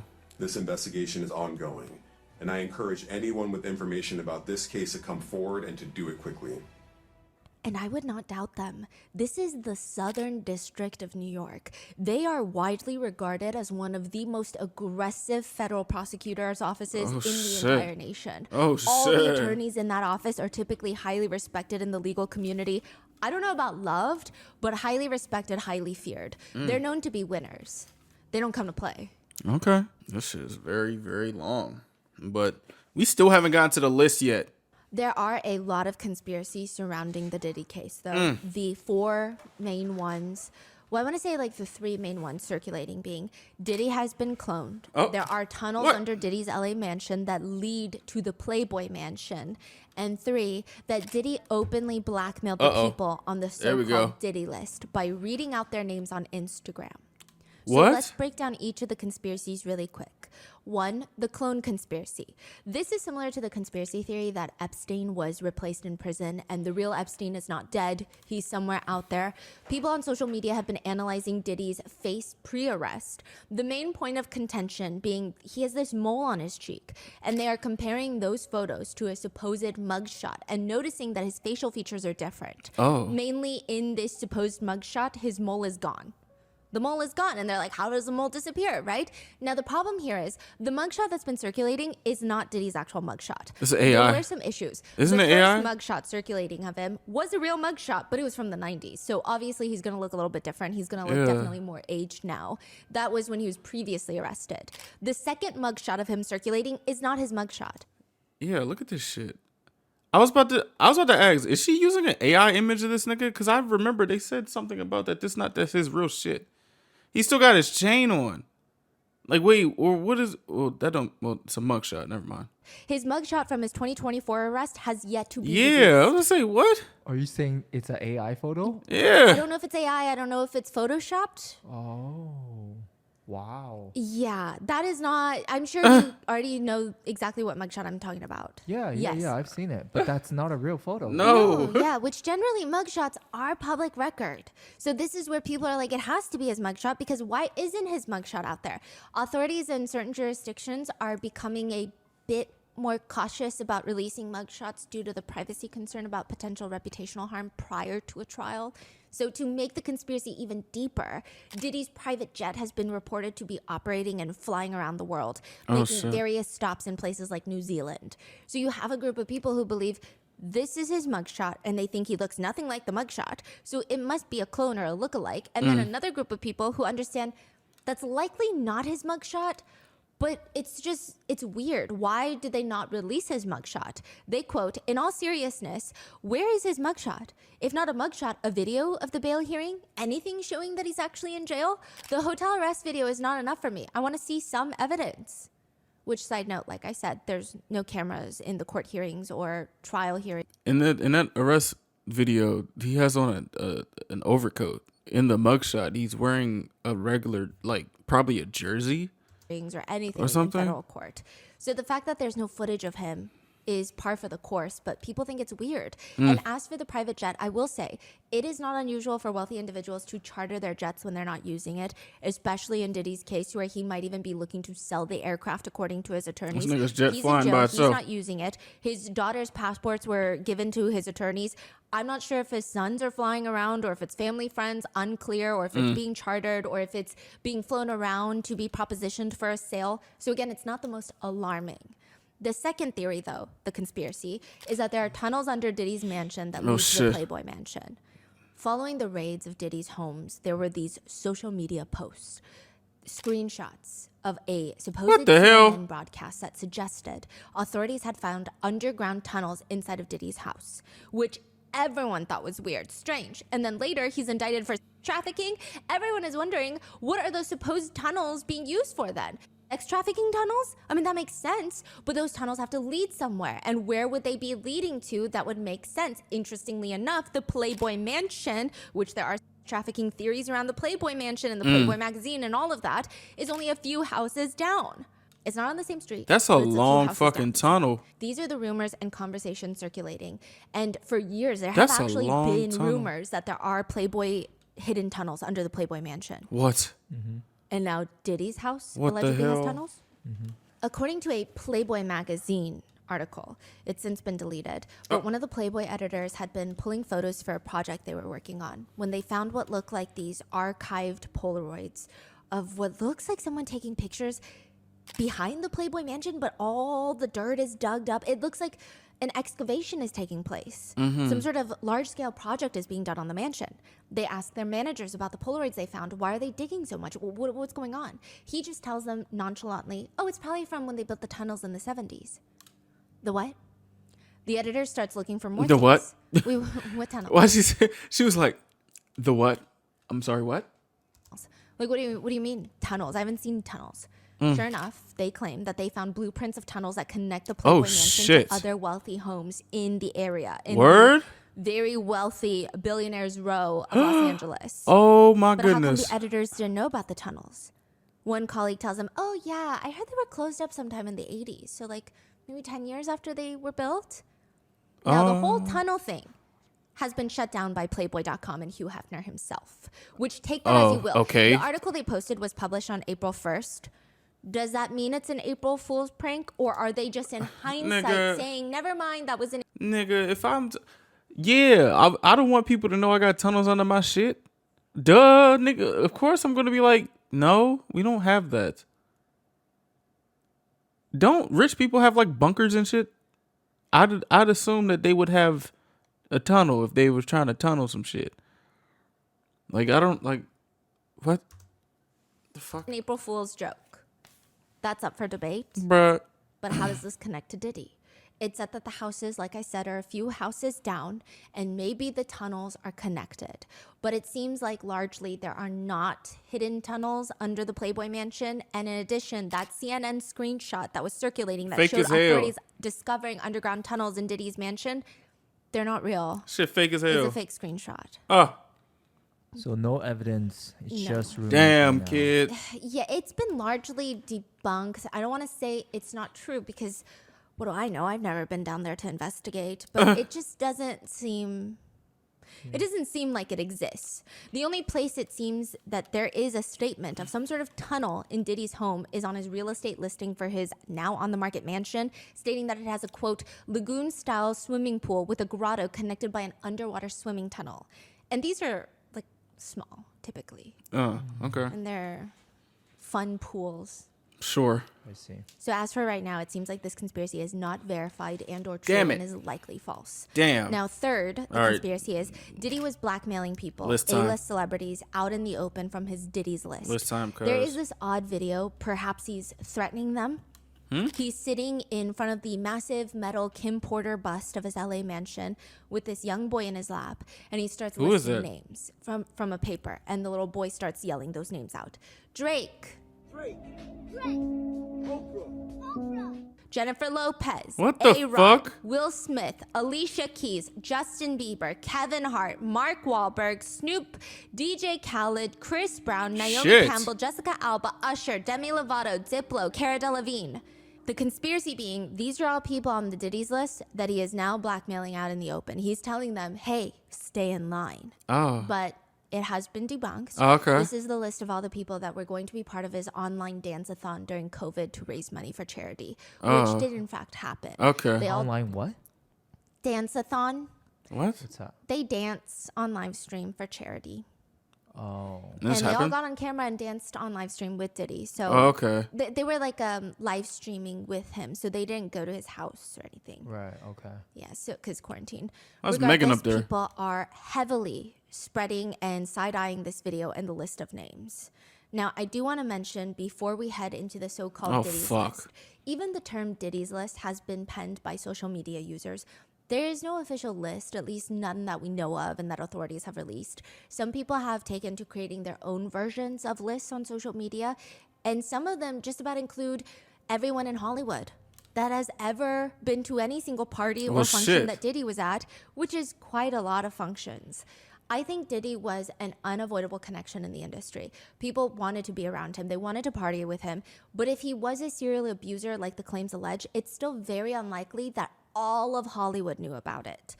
I'm also trying to figure out from that Amazon Basics photo that she might show, there's a guilty and non-guilty. So I'm trying to figure out,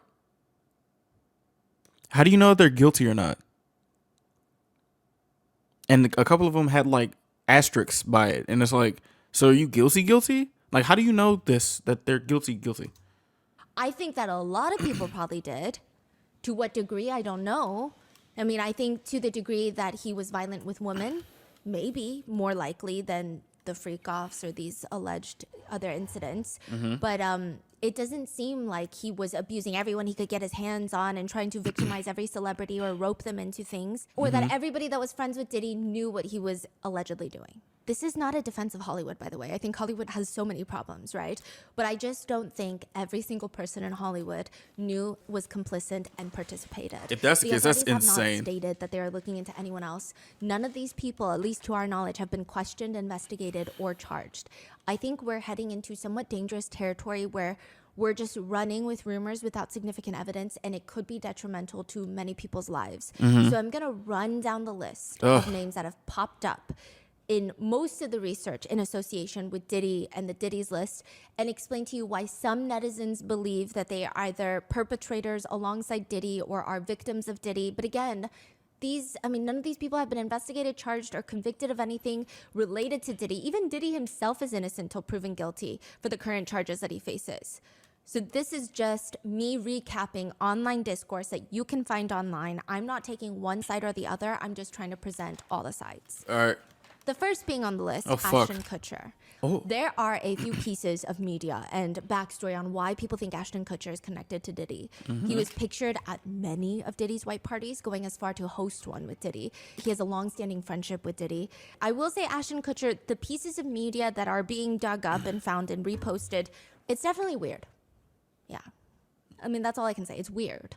At the 2003 MTV Movie Awards, Ashton and Diddy are presenting the award for the best villain. Davy Chase, who played the little girl in the Ring movie, she was 13 years old, I believe, at the time of this award. Oh, wow. She wins the award, comes onto stage where Ashton Kutcher hugs her, Diddy's kissing her cheek. What the fuck? Which a lot of netizens don't like how they constantly feel the need to physically be in contact with this little girl that is not like a family member. It's just kind of weird. People are stating, right? But you get to make your own decision on that. Later, though, this is the weird part. What? Backstage, Diddy asks this little girl if she's coming to the after party. But the way that netizens believe that he is looking at her is very bizarre. Why are So you- he's not even trying to play into the, oh, you're 13 in Hollywood. It's not like, are you going to come to the after party? Parents need to come with you. It's not even like that. It's like he's sipping his drink and peering over his sunglasses at her. The fuck? People thought it was very predatory look. What the fuck wrong with this nigga? What the hell? Ew. She just nods her head and he says, yeah, about her coming to the after party. Coming to the after party tonight? Which right now there is a lawsuit against Diddy that he allegedly essayed a 13-year-old girl at an awards after party, which just to clarify, this is not Jane Doe in the lawsuit. The timeline and ages don't match, so I'm not even insinuating that. Oh, I was about but to say, netizens believe what? this clip now feels very sinister given the new What lawsuit. the fuck? In 2008, the two of them, Ashton Kutcher and Diddy, were on the Late Late Show with James Corden, where Ashton said, By the way, if you're a single man, like there's probably no greater human being in the world. This is 20 years. If you're a single man, there's no greater person. in the world than Diddy to hang out with. Why? Why? Yeah. Whoa. In Hot One's interview. Hey, cuz. Why would you say this? What the fuck? 2019, he's asked about Diddy's party stories by the amazing host, to which he responds, yeah, wow, okay. I've got a lot I can't tell. This is Ashton Kutcher. He looks like he starts thinking about them, what happened at the parties, and he says, I'm like cycling through them right now. Yeah, we became fast friends. You know, we used to hang out, watch football together. It's just kind of an odd clip. Then there are the allegations swirling that Ashton and Mila Kunis were breaking up, divorcing recently. Oh, To I didn't know which they were one together. alleged source states, Ashton has no involvement in any of this. He doesn't even belong in this conversation with Diddy, because people are saying, if they're going to break up, why would they be breaking up right now? They have children together. Is it because Diddy was arrested? Is it because of all this Diddy stuff that's going on? So does that mean he's involved with Diddy? Because why else would she break up with him? What? So the source says Ashton has only seen Diddy in a handful of social and business events, all of which have been documented by the media. But some netizens disagree. Some netizens even link Brittany Murphy's death to Kim Porter and Diddy. Who? So if you recall in part 2, Diddy's longtime girlfriend and mother to his 4 children, Kim Porter, died of pneumonia. Many netizens and even some family members have been hinting that they should have a second investigation into Kim Porter's death. But netizens also pointed out that pneumonia is not the most fatal condition. I'm not saying it's not fatal, but netizens are saying as long as you have access to high quality healthcare, you don't have a compromised immune system, and you are otherwise young and healthy, which by all accounts it seems Kim Porter was. The way she passed was just weird to netizens. Side note, Brittany Murphy is Ashton Kutcher's ex-girlfriend. Really? They were dating Oh. a while. Ashton was publicly seen often with Diddy and with Brittany Murphy. So they all clearly had some sort of working relationship or friendship, it seems. Brittany Murphy passed away from pneumonia as well after she and Ashton break up. She's remarried at this point. Interestingly enough, her husband passes away from pneumonia a few months later. Huh? There's a lot more to their deaths. Her husband was allegedly friends with a personal trainer that was friends with Diddy. There's some other connections there. There's a lot. The part that people are focusing on right now is Brittany Murphy was connected to Ashton Kutcher. Kim Porter was Why is pneumonia, like, this is kind of scary. Why is pneumonia the common cause of death? That's 3 people. 3 people. That's weird. That's odd. connected to Diddy, and both women died suspiciously, in some people's opinions, at a relatively young age from pneumonia. All right, And bro. the All right, coroner no, who no. did All right, bro. All right, bro. Dog. Is pneumonia this dangerous? What the fuck? their reports after their deaths are the same person. To be fair, they were both in LA County, so it makes sense. Nick. But some people think it's very strange. That's The theory odd. goes a step further. Netizens have stated that if you look up baby oil, and if it's harmful to you by ingestion, it's usually minimally toxic. So it's minimally toxic if you ingest baby oil. But if you accidentally breathe baby oil, you could get serious complications called aspiration pneumonia. Oh shit. I don't know if this is a But, solid like, why link. is I will say the theory goes really, really deep. There's a lot more that netizens have been pointing out, but I think that would warrant a whole new episode into Brittany Murphy's death and the death of her husband, because there's just a lot. I will How say did both of Ashton them Kutcher die? being on this so-called social media penned Diddy's list is less of, because some of the other celebrities, it's like they posted pictures together. They said we're besties, right? And it's kind of like, okay, well, we don't really know. Ashton Kutcher, I will say, does have a shady history. What? He has made very bizarre comments about waiting for young celebrities to turn 18. Oh. He said Hilary Duff is in the Lizzie McGuire movie. And she's one of the girls that we're all waiting for to turn 18. She was 15 years old when he said that. Then him and his now wife, Mila Kunis, did an interview where they talked about their time on the 70s show. Uh-oh. Where Ashton was 19 at the time, had a $10 bet with another co-star to go and make out with Mila Kunis. I heard of this. He's 19, she was 14. Yeah. Ew. Mila says about the incident, you made a bet with Danny about my first kiss. I had never kissed a guy. I was a 14-year-old girl. I was scared for my life. Which, side note, Dog. Danny that they're referring to is a Danny man named Master? Danny Masterson. And he he's- was an actor that was accused and convicted of raping 2 women in his Hollywood Hills home. He was sentenced to 30 years to life in prison. It's stated that he drugged and violently essayed his victims. Which, the part that's alarming is Ashton and Mila Kunis wrote character letters supporting him prior to the sentencing. They wrote to the judge. They stated that Ashton viewed Danny as a role model and knows him as a, quote, an extraordinarily honest and intentional human being. I'm not gonna lie. Intentional? What the fuck you mean by that? Which, yeah, essay is pretty intentional, so. I'm not gonna lie. It's a lot of coincidences for this to be very coincidency. There's a lot of coincidences. Coincidences don't get this coincidency. It's something there. It's something there. What the He states that he trusts Danny with his own children. Mila Kunis described Danny Masterson as Okay, well,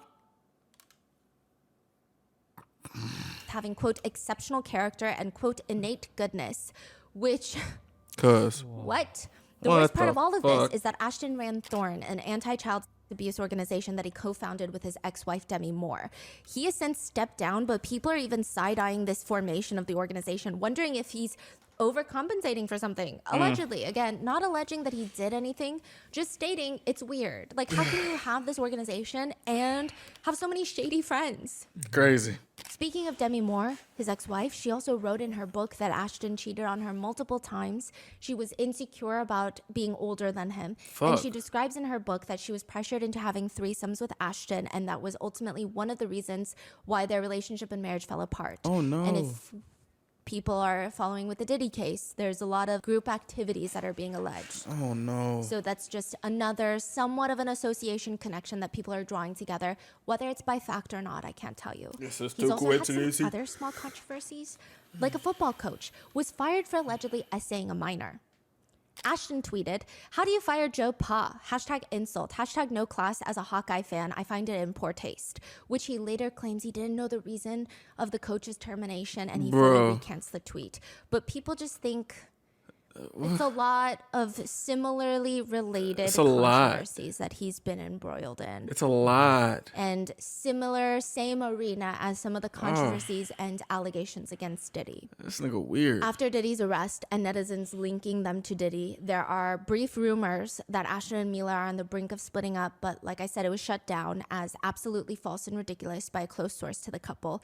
But there are rumors now going around that Ashton and Mila are, quote, done with Hollywood and have considered moving to Europe.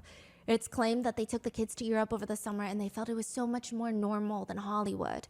A source told In Touch, Ashton's so exasperated that once again he is being dragged through the mud because of his past associations. First it was Danny Masterson and now it's Diddy, and it's got him convinced that there's way better places out there to live than Hollywood. In his view, this town is just a cesspool at this point. You could, Which, just side like note, so this many move other is places. not confirmed, and I do want to clarify, it does not appear like they're running or hiding from authorities. There's no open investigation into them. The feds don't seem interested in them at all, at least as of right now. It just seems like they're, quote, over Hollywood. However, netizens are having a field day with that statement, writing, they make it sound like Hollywood set them up. They chose to write letters defending and supporting a rapist. One comment reads, had it with Hollywood? More like, had it with the consequences of Hollywood. Babes, you are the problem that you speak of. You brought every ounce of this on your own heads. Shit. Kutcher's monstrous friends tell you all you need to know about him as a person. He seems so involved in these circles. Another comment just reads, dude is consistent. Another reads, Danny Masterson and now Sean Combs. Ashton definitely knows something. That's why he's moving to Europe. His work with an organization to combat child trafficking seems incredibly suspect as well now. Again, this is a random internet comment, but it shows you some of the sentiments out there. Another one also reads, isn't he supposed to be fighting trafficking? I'm not gonna lie, it makes my skin crawl thinking of how perfect of a cover that is. Some netizens wish to remain neutral till more information comes out, and they comment, you'll find pics and videos of Diddy with practically anyone. He was the embodiment of the celebrity party for decades. I don't think everyone deserves to be guilty by association, but I think a lot of people's skeletons will be let out of the closet now. Hell yeah. Then you have Leonardo DiCaprio. Oh. The main piece of information circulating online, putting Leo into the Diddy's list, the so-called Diddy's list, is a 73 questions interview Diddy did with Vogue, where he's asked, top guest at white parties? Leonardo DiCaprio. And with Leonardo DiCaprio's penchant for And also the Great Gatsby shit ties that into fuck. only dating young women, some social media netizens That's crazy. did not appear surprised by the association. That's fucking just crazy. a reminder, there are a lot of pictures of lots of celebrities at white parties. I'm not gonna hold you. That Leo shit is so crazy, and I don't like that because nigga, Leo used to be one of my favorite white actors, bro. I really used to fuck with him. Why are people so weird? I don't get it. I don't get it. Including Leonardo DiCaprio, but it does not mean that they knew something that we didn't know. Then there are rumors that Leonardo DiCaprio was fleeing the country since Diddy's news emerged. What? But that has turned out to be false. one source close to Leo states, Leonardo DiCaprio has nothing to do with any of this. He attended a few of his parties back in the early 2000s, but literally everybody did. They were not freak-offs, they were big house parties. Leo was at the start of his career at the time and has moved way past his partying days. He has nothing to do with any of that world. So for anyone to assume that he will get roped into this based on a few grainy photos that are more than 20 years old is ridiculous. To which many netizens agree, though some are still not fans of his dating tendencies. Yeah, I'm not They a fan write, of that I'm all shit. for tracking That's down odd. criminals, but getting a photo taken at a party in broad daylight is hardly evidence of wrongdoing. Some are still skeptical. He's Leo still weird, stating. though. Says he hasn't seen Diddy in 20 years, but there's a photo of him at Diddy's party in 2019. Which was his 50th massive birthday party, which like all of Hollywood was invited to be fair. It appears Leonardo DiCaprio's connection to Diddy is at least public facing, much thinner. Feels like a few photos, and then maybe people are like, well, he also dates a lot of young girls. I think it's more so people's sentiment about Leonardo DiCaprio. Right. Of I could see the connection is how netizens feel. But I couldn't find a lot of concrete, pieces of media connecting them. Then there's Kevin Hart. Oh. There are videos of Kevin Hart hosting parties for Diddy. One viral clip, there's a girl in a bathtub and she's clothed, like she has a bikini. And in the bathtub, her hair catches on fire. I thought that was a skit. Which I think people were upset about. Because regardless of Kevin Hart's supposed friendship with Diddy, they write, notice how a woman's hair is literally on fire and instead of helping her, Kevin Hart moves away and asks if the camera caught that. I thought that shit was a skit. I didn't know that was real. What a moment to show blatant disregard for the lives and safety of individuals there. Wait. Fuck. This is what kind of context is the video? He's just like, oh my God, we're at this crazy party at this house. And then her hair catches on fire on one of the candles. And he gets up and everyone just runs away from her, does not help her. And he asks the camera if you caught that, her hair catching on fire. So this is crazy. This was brought up because of What the the association between fuck? Kevin Hart and Diddy. But then now the further conversation, the deeper conversation netizens are having is look at the blatant disregard for a woman's safety. On top of the association with Diddy, a lot of netizens don't like it. They're not accusing him; they just don't like it. Bro, I thought that and was we so- cannot like stuff. Oh, In whoa. another clip of Oh, a not party, this Diddy one. is standing there with Usher and Kevin Hart. This clip has gone viral. Diddy has his arm around Usher and talks about, quote, back in the day when he was like 10 and I was a little bit older, when Usher was like 10 and I was a little bit older, I was his older brother. We used to fight over the Frosted Flakes. We used to actually wrestle for the Frosted Flakes. Yo, what the f did Puff just say? Bro, this video be having me dead because he said that shit loud as fuck, bro. Like, what? Nobody's gonna acknowledge this with me, and we're streaming live. That was stupid. Diddy is talking about this. Yeah, and Kevin Hart is seen laughing and runs up to the camera and says, Oh what my- the f did Puff just say? Bro. Which this clip has gone viral for anything Diddy has said that is weird. Ugh. What the f did Puff just say? That was stupid. What the f did he just say? Kevin Hart was tracked by paparazzi after the allegations have started coming to light against Diddy. He was asked if he saw baby oil at Diddy's parties when he hosted them, and he responds to the paparazzi, when I hosted for Diddy, you asking the wrong person the wrong question, man. That's not a good question. They continue to ask, What? do you think he's safe in jail? He responds again, wrong person, wrong question. One comment reads, first time Kevin hasn't actually said anything. Usually he's so talkative. Another comment reads, why the f would he be talkative now though? Like, use your brain. What the f you want him to say? Y'all are weird. So some are defending him, some think it's weird. Hey, man, Kevin Hart too busy fucking promoting gambling. And there's Paris Hilton. She was spotted at many a Diddy parties, and with the lawsuits alleging that Marriott was named in one of the lawsuits, there are some people drawing this connection between Paris Hilton, the Hilton hotels, to Diddy and trafficking, because of course hotels are always at the center of trafficking claims. Is it bad that I always forget that Paris Hilton was in that Hilton shit? Like, I'm really not in tune with celebrity stuff as much as I thought I was. To be fair with this association, I do think Paris Hilton, I don't know about the Hilton hotel business. I don't know what they have been accused of wrongdoing in the past or not. To be fair, I think Paris Hilton was at all the parties back then. I think it would be harder to find an A-list star-studded party in which she was not. She was her, wasn't she? Was like Many her. netizens' comments read, not everyone who attended his parties attended his freak-offs. Another reads, I think there's levels to this. There are people who knew about everything going on at these parties, and there are people that would just show up to the parties. It was probably just a wild party back then. And so in these interviews, when you see people being like, oh, Diddy throws the wildest parties, they're probably not referring to freak-offs. They're probably just saying, oh, there was like synchronized swimmers.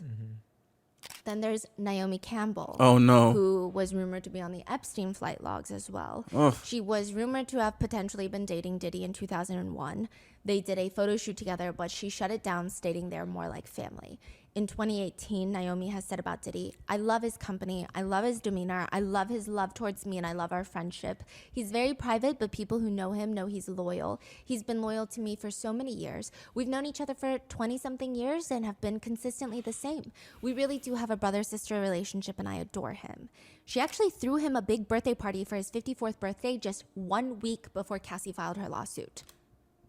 And after Cassie filed her lawsuit, she deleted all posts of her and Diddy and has remained silent on the issue since then. Some netizens write, she's an iconic model, but she's always been a horrible person. This is an opinion. She has multiple assault charges over the years for attacking her staff. Oh. Which there does seem to be a whole thing. Oh, with that. shit. And another writes, she's beautiful, but she's always been a huge red flag. She stole from a poverty relief foundation by spending it on luxury hotel rooms and spa treatments. Just how low can one go? Nigga, what? Which she has denied that she intentionally stole from a charity or used charity what the funds. fuck? But she has been barred from being on any sort of charity board or organization for a number of years in the United Kingdom because it is said that some of the charity only 8% of the charity was being used for charity work. And a lot of the donations were somehow traced back to luxury hotel spa treatments. So people are saying, I'm not surprised because I personally, not me, Stephanie, but netizen, think she's not a good person. What the hell? Many netizens have supported their opinions by drawing connections, whether, again, it's rooted in fact or not, I wouldn't know, but her alleged close relationship with Jeffrey Epstein as well. Naomi Campbell has since denied that association. She said she has never even been alone with Jeffrey Epstein. She only knew him through her then boyfriend at the time. But people are very, very skeptical. Others have come to her defense. People are not Some letting that comments shit read, slide. Are we seriously going to indict everyone who's photographed with him and all of his friends? Then there's Prince William and Prince Harry.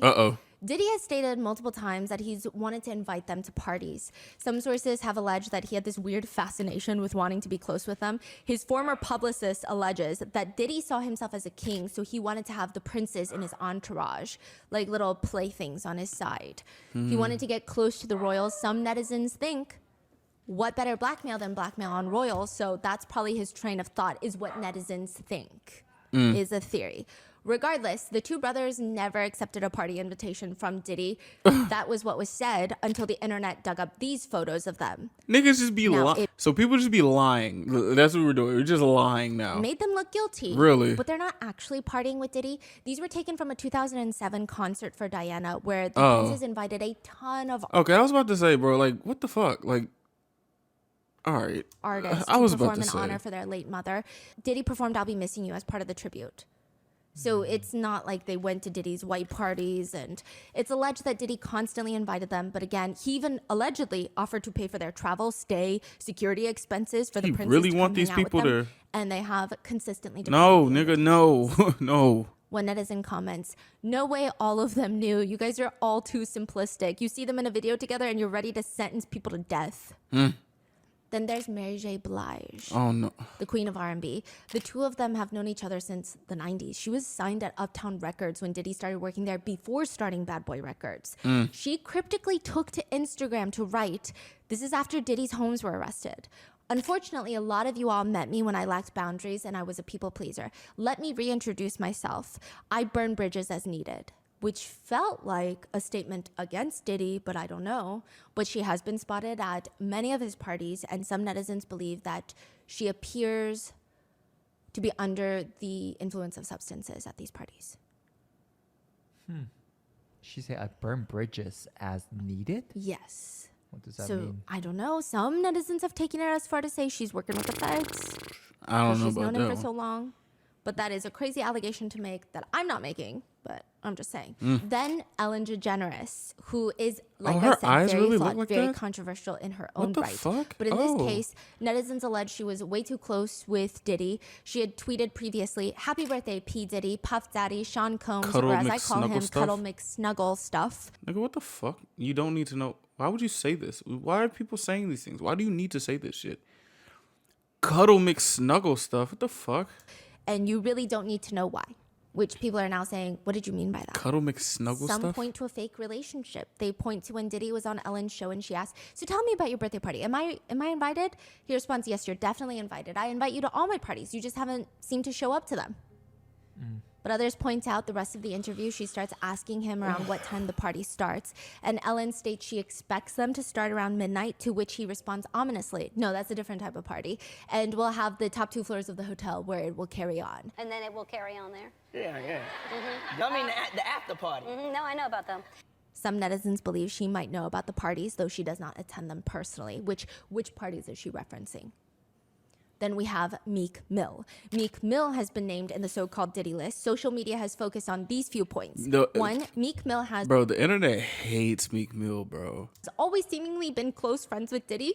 And Gina, Diddy's ex-girlfriend, remember in the podcast, she stated that she was beaten by Diddy after a Meek Mill birthday party because she reached over and shook Meek Mill's hand. Yeah. So it does seem like they are close friends. That's not me saying that Meek Mill had seen the violent behavior. She never alleged that, but I'm just saying. Now, it does seem like they are close friends. And 2, there are photos of them in matching outfits at a party. Could be a coincidence, could be besties. What the fuck? 3, there is a video of Meek Mill floating no, around not in this Diddy's one. pool sunbathing, and Diddy is recording him saying, "Damn, you doing it, man. You deserve it, daddy. You putting in that work. Proud of you. I love you." Man, you doing it, man. You deserve it, daddy. You putting in that work. Proud of you. I love Bro, he you. looks so uncomfortable. What's going on? Meek Mill is singing? Yeah, and Diddy's all like, "Proud of you, daddy." Yo. Recording him? Yeah, and so I guess with the questions of Diddy's sexuality and Diddy calling Meek Mill daddy, and they have that close friendship, people think perhaps there's more. And lastly, He there says is that a to- rumored audio clip going around claiming to be Meek Mill and Diddy engaging in sexual activities. It does not appear to actually be them in the clip. There are many allegations that it is AI manipulated to sound more like them. Bruh. But it did make a lot of rounds on Twitter. Bruh. Oh, and he was maybe listed in a lawsuit. Lil Rod, the producer, in his lawsuit against Diddy, alleges that Diddy had a physical relationship with, quote, a Philadelphia rapper who dated Nicki Minaj. Okay, And that's there's all right. really only One. I mean, I can't think of anyone other than Meek There's only Mill. one. Meek Mill has since responded to the allegations, well, I guess the rumors, and he says, "I want to hire an investigative team, $100K cash to find out every specific detail involving Meek Mill name to Diddy case. I also want them to look at who is powering the media involving Meek, anything to do with this guy. Something's not right." He continues on Twitter, "The streets know what's up with me. That's not the case. We talking about the business side. Somebody powering these bad campaigns with Meek Mill. Again, I got $100K for a thorough investigation of who's powering and how exactly my name is connected to this." He also states about how much he loves women, which felt a little bit odd to people. He takes to X, Twitter, and says, "When I got a girl around me, I'm f***ing her twice a day. Ask some of your favorites. Pussy don't control me, but it's like a high. One love to the gay people, but that juicy pussy do it for me, smiley face. I ran red lights to get that feeling. Y'all weird on here. Like devils, LOL." One netizen comment reads, "I too write long rambling screeds about how much I love women." Another reads, "My man doth protest too much," saying, "It's just the way he's so excitedly trying to give away money. It's just, it feels like you're overdoing it to the point where people, netizens feel like, okay, now I'm Bro. actually curious." Oh my gosh. Another reads, "This response has, I have a girlfriend, but she lives in Canada." Of energy. Another netizen comments, "Bro, all you have to say is, quote, no, I did not have Diddy. You look guilty AF." Which I think if he's not comfortable sharing his sexuality, which I'm not saying that's the case here, but if he's not, then I think this shouldn't even be a conversation. But it seems like a lot of people are suspicious about him potentially being listed in Lil Rod's lawsuit. That's why. Because Yeah. Lil Rod's lawsuit is basically, it could be inferred that perhaps he was a potential viewer, witness to other things. Then we have Young Miami of City Girls. Uh-oh. She and her cousin The were music. listed in Lil Rod's lawsuit against Diddy. Young Miami was in a relationship with Diddy prior to his arrest. They attended the 2023 Met Gala together. That is a Gene Deal, the beautiful former dress. bodyguard, has Fuck. stated the 3-star witnesses for the feds that he thinks will be the 3-star witnesses are going to be Cassie, Gina, the ex-girlfriend that I told you about in part 1, and Young Miami. Those 3. Damn. Like they know the most? That's kind of what Probably. he's inferring with that. Or at least that's what many people think. Probably. Some netizens think that Young Miami is also a victim of Diddy and has not come to the realization yet. Others think that she was complicit in what he was doing. What is Others she talking to think people? that she had no idea what was happening behind the scenes. She In a got the very show. emotional podcast, Young Miami says, I can't speak on these allegations because I wasn't around at that time. I don't know that person, and that wasn't my experience.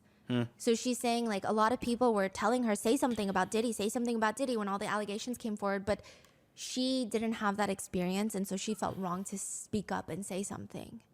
But some people point to some controversial tweets that she's made. Yeah, against bring up those Gina. tweets that she so said. her and Gina were also in a feud about Diddy, and she was saying things along the lines of, if Diddy wanted you to eat my private parts, you would be on your knees, which some people say sound like freak offs. That's nuts. I see. That's So a nuts it's thing to just so say. messy. Young Miami was leaving a club in Atlanta when someone came up to her asking her to sign a baby oil bottle, which What? I think is That's very rude. inappropriate and unhinged behavior. Because, I mean, at this point, we don't know if she was involved, if she was a victim herself. We don't know anything. And I think even if she had nothing to do with anything that Diddy is alleged of, it's still very disrespectful, I think, to the victims. Yeah, like, what the It's fuck? just bizarre. Jay-Z and Beyonce. There are a lot of conspiracy theories surrounding Jay-Z and Beyonce. It Make sure you seems thank primarily Beyonce. stemming from the fact that netizens feel like they were too close to Diddy to not know what was going on. One of the most vocal figures against the couple has been a woman named Jaguar Wright, but her segment from the Piers Morgan show where she claims that the couple are, quote, nasty and compare Jay-Z to Jeffrey Epstein amongst a whole list of other things. I mean, these are very massive allegations to the point where Piers Morgan had to remove the Yeah, that segment from shit the got show crazy. and apologize to Jay-Z and Beyonce. So for now, we're just going to leave that part there. Yeah, let's just leave it there. Usher has become a big part of the discourse, mainly because he wiped his whole Twitter feed, which everyone thought had to do with Diddy. And his response was a little strange. He says, account got hacked and damn, y'all ran with it. See you tonight at Intuit Dome. So I guess he was having a concert. People are not believing Usher, not even a little bit. They commented, you got hacked and the hackers decided to delete all your tweets instead of tweeting random stuff, which then had people going down the rabbit hole. Now, one of the main reasons Usher's name comes up in the conversation is from an The interview Frosted he did Flakes. talking about Puffy Flavor Camp. When Yeah. Usher was 13 years old, his parents sent him to live and work with Diddy, who was 8 years older at the time, so 21. Usher told Rolling Stone about Puffy Flavor Camp that Diddy introduced him to a different set of experiences, saying, quote, specifically, I don't like there that. were always girls around and you would open a door and see somebody doing it or several people in a room having an orgy. I don't You like never that. knew what was going to happen. Dog. Later on in an episode of Howard Stern asked him, was it filled with like chicks and orgying like nonstop? No, not really. But hey, I was curious. I got a chance to see some things. I went there to see the lifestyle and I saw it, but I don't know if I could indulge and understand what I was even looking at. It was pretty wild. It was crazy. Howard Stern then asks, would you ever send your kids to Puffy Camp? Nigga, no. Without hesitation, Usher responds, hell no. You're a dad now. Would you ever send your kid to Puffy Camp? Hell no. Many netizens have just pointed out, how is it even possible and okay or even remotely acceptable for a 13-year-old boy to be sent to live in an environment like that? Because they ain't think niggas, because they ain't care about little boys. Back then, they ain't give a shit about no little boys. Little boys, let me stop. Another netizen comment reads, I don't think people need to speculate on any famous person's experience with Puffy without facts, evidence, and comments from said celebrity, but it does seem like a lot of people feel sympathetic for 13-year-old Usher. That is where it connects to Oh, Justin no. Bieber. No. Usher has maintained a close, I don't know if it's friendship, I don't know if it's a working relationship where it's just professional with Diddy for years now. Now, I do want to say that these celebrities, sometimes they have the business advantage to make their friendship appear stronger on camera. because people always love celebrity friends. They love celebrity relationships and friends. But truly, there have been moments where you might see, even like in the influencer world, oh, we're best friends. And then off camera, you're like, I don't even think these two people know each other like that. It's very strange, right? They could have been just playing into it. I don't know. Now, Usher seems to be the link between Diddy and Justin Bieber. Young Justin Bieber signed with Diddy's longtime friend Usher, and that's how he met Diddy. I think that, for one, it's pretty clear that Justin Bieber was victimized in the industry in one way, shape, or form. These videos He are was crazy. forcibly kissed on the neck on stage in Like, front of everyone dog. when he was just, I believe, 18 years old at the time. Jenny Fuck. McCarthy, the one who grabbed his butt and kissed him, was 40. He was 18, Ew. and he stated on stage that he felt violated. People laughed it off like it was a joke. Yep, that's what He they. was 15, being interviewed and asked if he's already had the sex talk, to which he stated, I feel really uncomfortable right now. Why do you want to know if a 15-year-old had the sex talk? Like, why do you want to have a sex talk with a 15-year-old boy? He also stated in regards to Billie Eilish that he just wants to protect her. He doesn't want her to go through what he went through in the industry. He wouldn't wish that upon anybody. If she ever needs me, I'm gonna be here for her. But I just want to protect her. I'm not gonna hold you, bro. Like, I didn't know that Justin Bieber was like going through stuff like that. I just knew he disappeared or something, or he came back tatted. He was tatted. He was like in the hood doing push-ups, and he was like peeing in like mop buckets. Like, that's what I remember. Like, I was just like, oh, it was like a time jump too. It was like him singing Baby, a bunch of people hating him, and then when I look back at some Justin Bieber stuff, I'm just like, he has tattoos and people hate him. I don't like You know, I don't want her to go through anything I went through. I don't wish that upon anybody.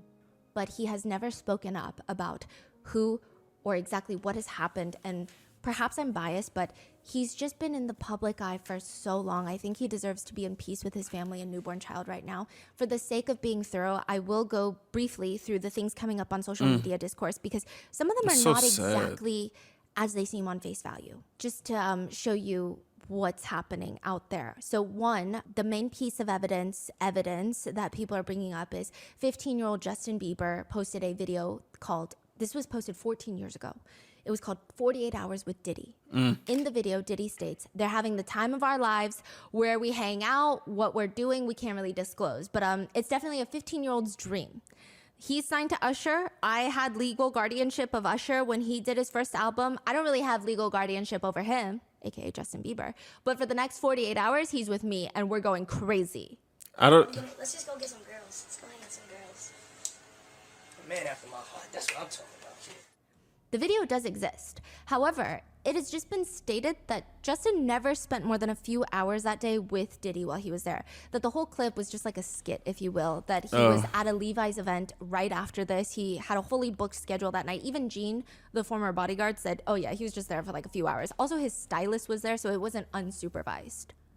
Because people have taken that and ran with it. Like, what happened in that 48 hours? He definitely victimized Justin Bieber in that 48 hours. This was probably his first instance of a freak off. Like, there's so many crazy comments out there about this video. Now, I'm not saying, like, this is not me excusing anything Diddy ever said or did, or saying the allegations against him aren't true. It just seems like this one is kind of taken out of context. One comment reads, you guys need to stop claiming Justin is a victim of Diddy with no solid proof at all. There are real life victims who have come forward. Tweet about their story for awareness and stop using Justin's name for likes and no proof of what you're saying. 2, there's a clip of Diddy and Justin on Jimmy Kimmel Live where they talk about hanging out, where Diddy warns Justin. Now, Justin knows better than to be talking about the things that he does with Big Brother Puff on national television. Everything ain't for everybody. I will say it is a weird statement. That's fucking odd. 3, in a video, Diddy is asking why Justin Bieber hasn't been in contact after he's selling out arenas, to which Justin responds that he knows Diddy has been trying to get in contact and offers to give Diddy his number and gives him the number 555-555-5555.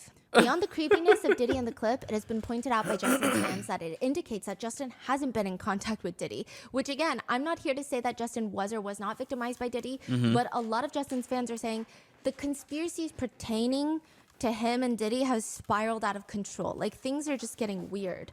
And then people are pointing to the fact that Justin Bieber was seen at Diddy parties. But again, all of Hollywood was at these parties. 4, there's another clip where netizens have said it appears that Diddy is feeling to see if Justin Bieber is wearing a wire. He's tapping his chest, which is typically where a wire would be if the feds are trying to listen to you. Bro, Again, these stop are touching. people's speculations and intentions and feelings in a video we don't know.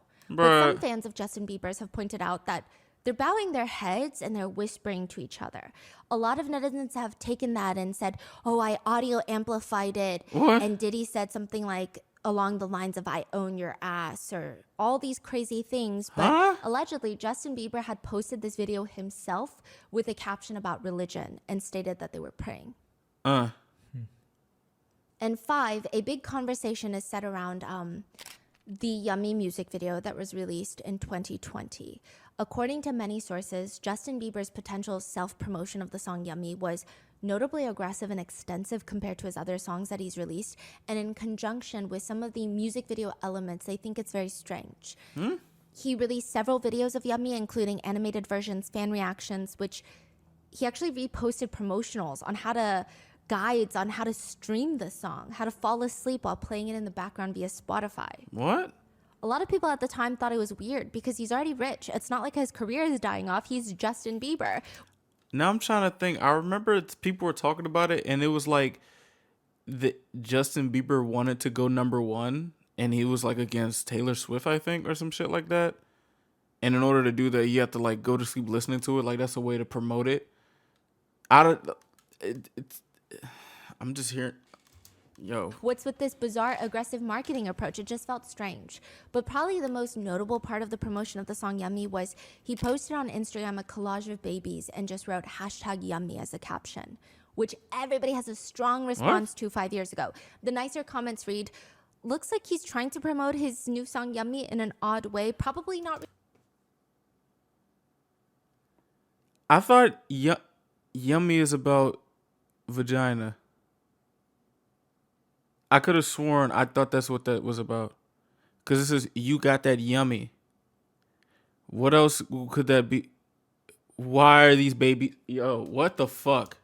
Realizing how the song title would look under pictures of babies, others said he and his marketing team probably knows how it looks, which is why they did it, so people would start talking about it.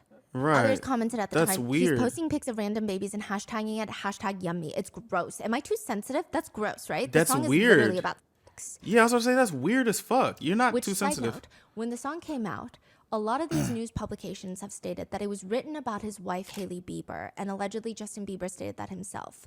When the music video was first released, from what I can tell and remember, there were a small group of people, Justin's fans, primarily, who believed there was a way deeper message in the video, even in 2020 when it came out. Okay, either way, if that's about Hailey, why are these babies here? Why are all these babies here? So for a few reasons, the video premise they thought was odd. It did not feel like an ode to his wife. And 2, there were clips of Justin Bieber breaking down on the set of filming Yummy. He was allegedly having anxiety attacks during the filming of it. He stated that he was, quote, in his head a lot during the filming and was just having an off day. Oh my which goodness. Then led to people pulling it apart. They believe there's Easter eggs in the video. And I'm not saying these are not Easter eggs that mean something deeper. I'm not saying they are. I'm telling you this is the internet discourse. Wasn't it something like Soup or some shit? I will say all the other stuff with Justin Bieber, I don't think it's the best time or place to associate with him with Diddy when he himself has not spoken out against it and said anything related to the case. And there are other victims who have stated, I am a victim of Diddy and this is what happened to me. And to Let's not distract let them ourselves. have that space to be heard and to feel safe online is kind of interesting that people are doing that. But this music video, there are very interesting elements and aspects. So this is the main part I think a lot of netizens are pulling to. I've compiled to include a few of the details. Okay. So there are a lot of, quote, Easter eggs to break down in the song, whether it's just creative expression that Justin Bieber had nothing to do with, or he was the one that worked on it. We will not know until he says so. But these are the elements. The music video concept for Yummy appears to be a party for older wealthy people, just based on their attire, based on their age, according to the video.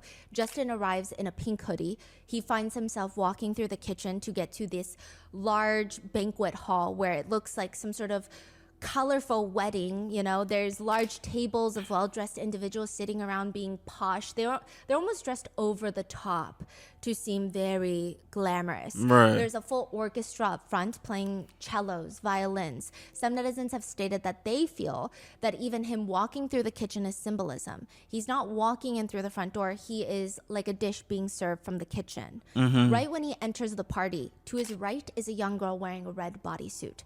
Netizens have said this feels very significant. Just keep in mind, Okay. this red bodysuit is going to come up again. But there's following. a young girl who appears to be a minor wearing a red sparkly bodysuit playing the violin. Right. Justin sits down at a table, and netizens have pointed out that everyone nearby is much older than him. They appear middle-aged. Everybody's already eating. He gets served this very interesting dish, which people have really dissected. It's a few pieces of bread with a cherry on top. What the fuck? And then another bread propped up against the other slices, so it looks almost like a shield for the cherry. Huh? For the first bit, it appears Justin Bieber is to a degree enjoying himself. Other netizens have pointed Fuck out out this there bread. seems to be a point made with he keeps doing cheers and lifting up a tall glass of water with a lemon wedge in there. Like when he has that pile of bread in front of him, he toasts with the glass of water, and netizens state that the whole party atmosphere shifts when the food gets served, and it's all this unappetizing food. It's really gross looking food. You know those weird Jell-O what the cakes with fuck is vegetables? that? Looks like Jell-O mounds with just peas, green peas inside. There's rings of uncooked, like barely cooked, unseasoned shrimps around it, What the uncooked fuck? anchovy shrimps on top. It's nothing you would enjoy eating. What the hell? But everyone at the table is served this disgusting food, and the only thing sitting in front of Justin Bieber now is not the food, is just a glass of pink liquid. So now people are connecting the drugging that was done at parties, or the alleged drugging that was done at parties, to this music video. Again, I don't know if this is a warranted connection. What I'm the just hell? telling you, these are what netizens are Freaky ass music video. the others on the table have different glasses of martinis. So all these middle-aged people that are enjoying this unappetizing food, they have martini glasses, wine glasses. But another young man, also dressed in pink, does not appear to be a minor, but young, seems to be miserable as well. And there he has a glass of pink liquid next to the food that he's picking at. What the fuck Now, is that? side note, there's peas everywhere. There's a strong presence of green peas in the video. A lot of people think it could either mean P for pedophiles or P for P. Diddy. What? I don't know. What? I'm just telling you what's out there. Justin's sandwich is turned around to expose the That's cherry a tongue. now, but people say Whose it face appears is to be that? rotten now. The women, eventually, in the middle of the music video, women start coming out Wait a minute. That's a face. That's a face. from under the table. Whose face and is they're all that? younger women now, and they're all dressed in elements of white, which people have pointed out. The music video then switches the lighting from the overhead lighting, if you will, to the black light. So it almost feels like the party is starting. And what goes from regular lighting, everybody's wearing these bright colors, black light turns on, and the white becomes sharper, and people think it looks like a white party because everything looked kind of white in the Right. black light. Also, some netizens have pointed out that the girls that come out from under the table, they're like the only young ones. There's a lot of older women in the area, and then there's like the young girls performing with the musical instruments, and then these young girls come out later. Then abruptly, the party is over, and it's just Justin and a few people left to clean up the mess or deal with the after effects, is what some netizens say. He's alone at his table now. Okay. There is a red sparkly suit draped over the chair next to him, and that was the outfit the young girl in the beginning had likely been wearing. Oh. And it appears that Whoa. she was a minor, so, you know, the connotation, if this is what the creative aspect is. I'm trying to think, like, if this... We're going to let her finish. At the end, there is an empty plate. The plate has a picture of younger Justin on there with the word yummy written underneath. A Yeah, lot of no, netizens- I'm not going to lie to you. No, there's hella symbolism in this shit. There's no way y'all add... Because creative directors are very creative. You know what I'm saying? And do they not run it by the artist? Wouldn't the artist have some say in this? Like, it's literally a younger picture of him. Like, people who are trying to decipher this video are not crazy to me, because the amount of people who have a significant amount of success are able to get into their videos and put what they want to put in their videos and have the attention to detail in these videos. I'm not finna just sit here and just think like everything is coincidental. Like this isn't Hey Ya and Andre 3000 saying, oh, y'all don't want to listen to me, y'all just want to dance back then. This is 2020, whatever the hell. Like, bro, why is this shit here? Like, there's things that make sense as to why people are thinking about this. This is weird. This is odd. Have said, quote, also, if you sing it a certain way, it sounds like he's saying young me instead of yummy, and the lyrics make so much more sense. Some netizens have stated using pictures of himself when he was younger is a full circle moment to point back to the true meaning of the song. Yeah. Some comment under the video, he is such a genius, the way he wrote it all, the symbolism, and his whole attitude while filming seems to have some sarcastic, angry tone to it. And also, isn't there a song that he has called Lonely? Like this, it's like I'm trying to think. Artists will try to express themselves in the music. If the music is saying this, you have to listen to the music, the lyrics. And that could be like the only way they'll be able to get what they need out there to be out there, along with something in a music video. Like, these things have meaning. These things aren't just like some random creative shit to be put in. These things have meaning. This isn't an abstract piece for real. Like, the elements in this video and the elements in songs have a certain type of meaning. And if they all come together, that is for us to digest the meaning. I'm not gonna lie, that the babies thing is fucking with my head. Cause it's like, yo, this is Justin Bieber, cuz like y'all know what the I hope he finds healing. Others have commented, I think people are overanalyzing. Nah, bro. Another comment reads, it's not that deep, guys. There are 100 other meanings it could have been than what everyone is insinuating. Bro, you got that yummy. What the hell does that mean? And his young face is on a plate that says yummy. That can only mean a couple of things. Or maybe I'm crazy. I don't fucking know. What do you guys think? Or you guys are really reaching. Or it's entirely possible that Justin was a victim, but not by some secret high-level pedo group in the entertainment industry or whatever. There's literally a video of James Corden, like, all sniffing all in his shit. Like, not in his shit, like, in his face. And like, bro, these people, these grown folks are weird as hell to him. Shawty really grabbed his ass on stage in front of everybody. Like, can we take this seriously? Like, bro, what the fuck? To which netizens have very intense reactions stating, what do you think this song is about then? Being served bad food at a party? Yeah, like what? I try to reserve personal opinions, right? I don't know if it's associated with Diddy. I don't know if it's associated with Diddy, but I know that this is associated with him being famous. Because I'm gonna be honest, there's not everybody who's famous has a mental breakdown and crashes out and has to leave. There's reasons why they have to leave, and they should be people who have their reasons to why they want to lash out like this really shouldn't be deemed as crazy. I don't think so. Honestly, like, there's something that's happened to where they think they should take a break, and the way that they're, I don't know how to explain it, bro. Like, it really was a time jump for when Justin Bieber was that young dude that all the girls liked, to him being tatted up, doing bonehead shit, and people not liking him. Maybe he's done things like I don't know what honestly don't know what he's done for real. Or someone with like Selena Gomez. Like, I'm just hearing things I honestly don't know and I don't remember. So I'm like, dog, and oh my gosh, I don't know. This music video is odd as fuck. It could be just a general overview on the entertainment industry. In general, we don't know.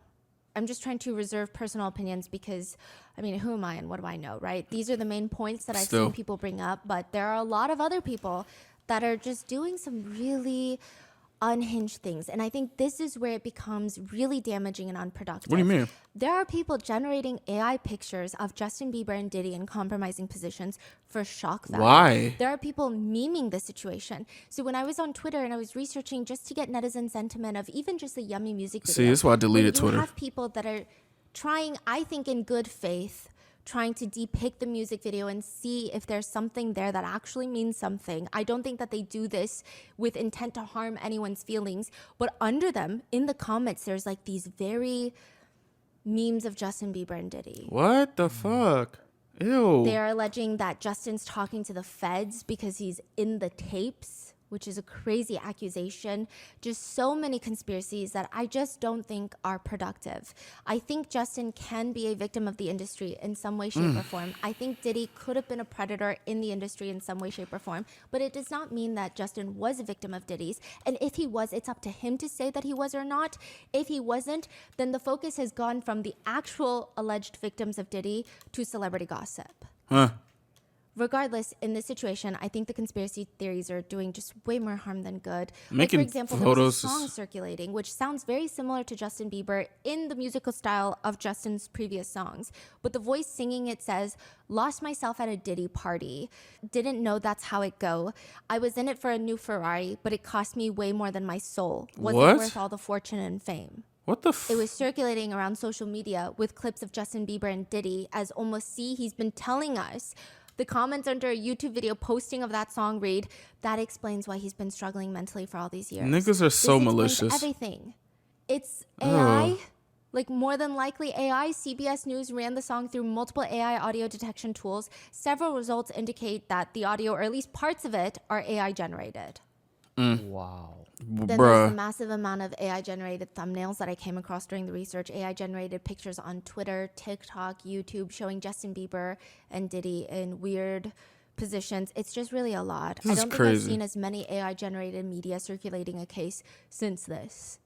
One think piece about the conspiracies about Diddy's case says, the discourse has lost the plot. The AI parodies and the tenuously evidenced theories only make it harder for people to know what to believe when victims need moral clarity and support. It's crazy. There have been some other conspiracies that have been swirling, which I'm going to go over super, super briefly. Just to clarify, this is not me stating that this is true or false. Okay. All I can state is I don't know if this is the best time or place to have these conversations without authorities verifying anything when there are actual alleged victims that are coming forward with stories that they feel need to be shared. I think like even when you just whatever you said so far, at least for me, now I kind of know what's conspiracy and what's AI. Like otherwise I would never know this. And even when I was researching, the amount of anxiety, because people just be posting whatever, saying it's Just fact. whatever they And want. I'm like, okay, I had to cross-reference, try to fact check. Once again, I still want to. I hope Stephanie's able to rest. Her and her husband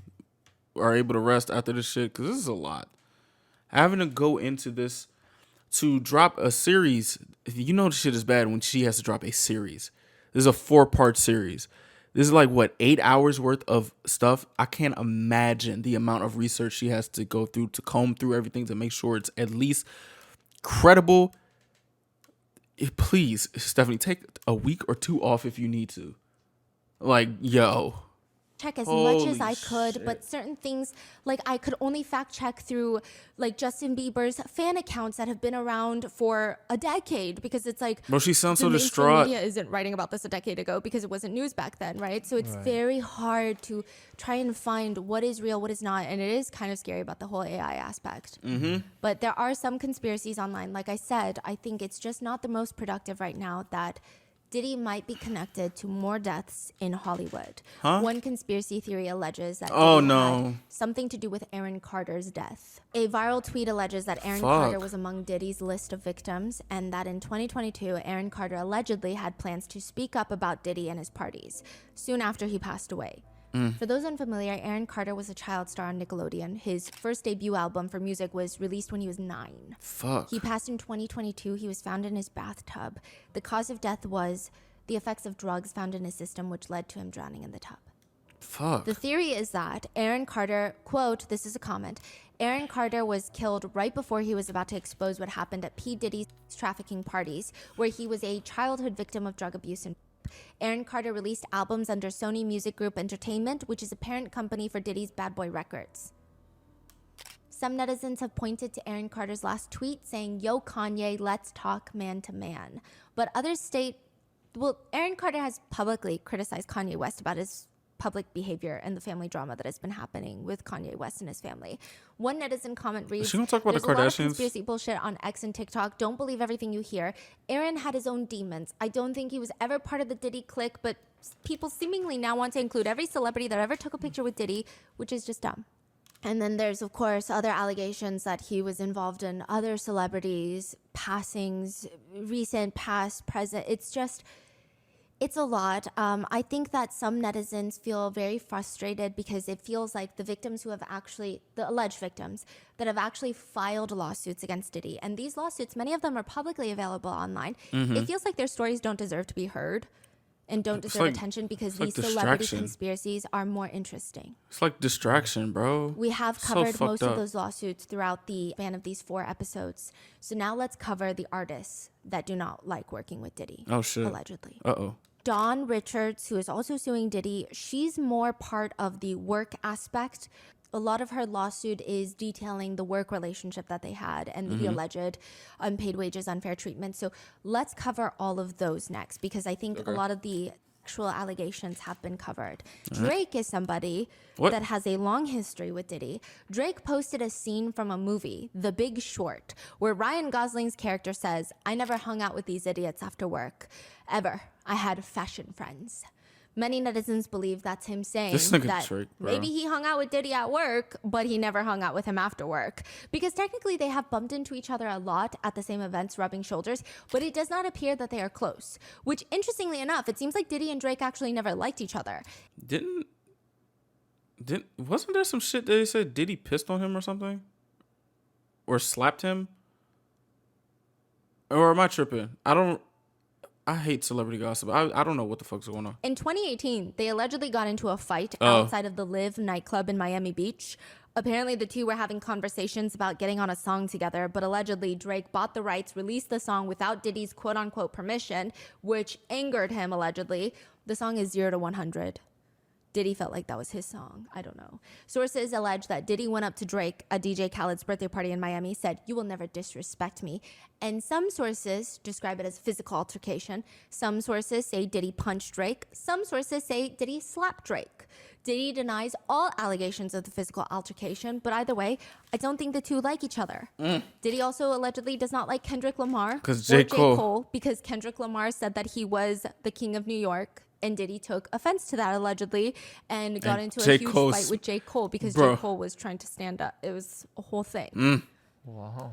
So there are artists that don't like him, and especially from Diddy's own artists that were previously signed with Bad Boy Records. It seems like majority of them don't like him, from what I can tell on just the internet. Former Bad Boy artists claim that he would either force himself as a producer or songwriter on songs that he didn't even work on, just muscle his way into getting into those credits so he could get streaming rights, royalties, or force himself to get a few lines in each song so that he could charge his own artists a massive special guest appearance fee for himself. You mean like last night when you just started talking about shooting up that girl's house?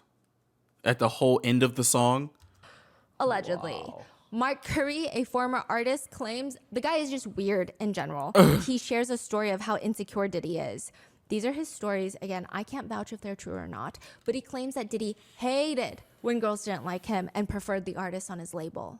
Preferred the artist? Yeah, like when girls, because, you know, Mark Curry was stating that he doesn't have as much money as Diddy. He doesn't have power like Diddy. He's not a household name like Diddy, you know? Yeah. But sometimes girls just like him more than they like Diddy. Okay. What did he say? How dare you?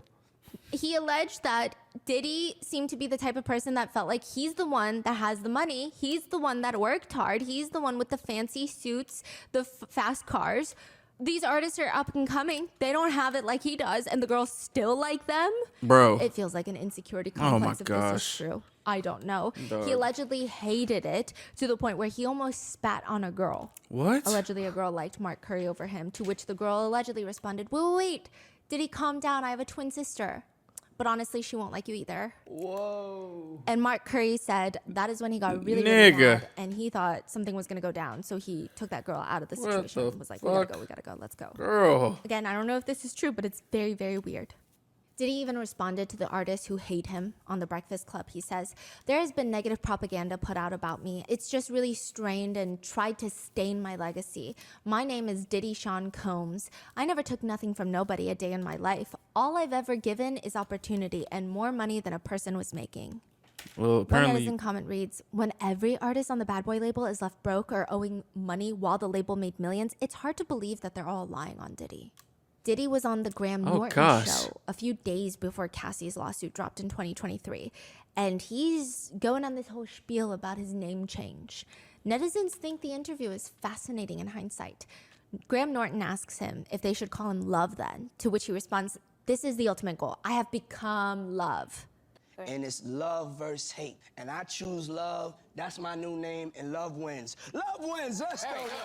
Netizens write about the interview. The amount of affirmation he gets when he looks around at them and they all give him exaggerated head nods, it just shows how much power he feels when he walks into every room every single day. Nothing but yes men all around him. Like, dog, what the fuck? It's just so corny. Yeah, another netizen comments, there's a lot of toxicity in the world right now. The nerve to say that. Another one reads, love wins. The judge. Are you sure about that? Diddy says in another podcast interview about his decision to give artists their publishing rights back. He says, because he said all the Bad Boy artists, they're going to get their publishing rights back. He said it was more of me just evolving as a businessman, you know, a person that really wants to change in the world. Yeah, sure. Once you start asking for change in this world, you have to look within and be part of that change. It was evolving as a businessman and just changing. It's the right thing to do. It's the I'm going to keep it a stack. I think I said this in a conversation yesterday. I think these people who try to change got all they needed from their, I guess, goal. And in this case, this goal of just nastiness. And now he's just trying to change because maybe the dude believes in karma and he really thinks he can just like switch this shit back or something. Like, I don't know. Like when people say like, oh, money isn't everything after they've achieved damn near all the riches they could. And then you're saying that it's like, okay, so you didn't realize that until you didn't realize that, hey, love probably does win. Maybe that's a good idea after 20 plus years of terror. Like, what the fuck? love frequency. He continues, if you have a chance to do the right thing, why wouldn't you want to do the right thing? Bro, this is about to wanna make me be that mad. I'm not change trying that to. I want. I have to be responsible and accountable for myself. I'm just moving in God's purpose. Stop. You get to a point in your life where you pick purpose over profit. Mark Curry, a former artist of Diddy, said about the whole publishing rights thing, what's it even worth now? You ever had somebody owe you $50? When you needed it back, they didn't pay you. Then by the time that they do pay you, that $50 doesn't mean the same as it did when you needed it. That's how I feel. I wanted it when it was making money, not after all it's gone. What am I going to do with that? In fact, it's an insult. It's like getting a Nissan. Like, you are owed a Nissan 15 years ago when it's brand new. It has value. But now he wants to give you the Nissan 15 years later? Yeah, like the fuck? After he already drove it around, took the value? Like, that's, what do you mean? The fuck? Some artists said getting their publishing rights back, that would be like $300 a month. And it's not even free, if you will. Diddy was going to allegedly make all the artists sign an NDA to never speak about him, his mother, or like any of his family members ever. Mark Curry says, there are different ways you can kill a person. I've noticed Diddy kill a lot of people's spirits. Another former artist under Diddy went off on an Instagram video. It's been a while since he's worked with Diddy. In fact, he's 52 years old now, but he says, like, this guy Puffy is the main motherfucking reason I fucking hate life, dog. People don't even understand. Like, I don't even give a I've never been to a point where I thought of self-exit my whole life. Never. I mean, I'm a gangster. I don't know how I started thinking like that. I'd done it all and fell to the bottom. Like, how do you come back from that when you're battling a giant? It has nothing to do with your skill no more, because your skill is 90% better than any other guy that's out there right now, and the world knows it, but it ain't your skill. The world is built on relationships. Another person said, oh yeah, why haven't the artists spoken up now? Or like, why are they now speaking up and why didn't they say something before? Have you ever went up against a billionaire? Which, side note, Diddy actually responded to these Instagram posts in 2022 by posting on his Instagram story a black screen with white words. Oh, Lord. Stop all your crying and moaning. Hustle harder or get the out of our way. The producer Rodney Jones, the one that is suing Diddy, says, he is a monster. Nothing has changed. This guy has no soul, no duty to anyone, not even his own kids. Mace, another artist that was formerly under Bad Boy, he's actually one of the biggest stars on Diddy's label in the 90s. He said, your past business practices knowingly has continued purposefully starving your artists and have been extremely unfair to the very same artists that helped you obtain that Icon Award.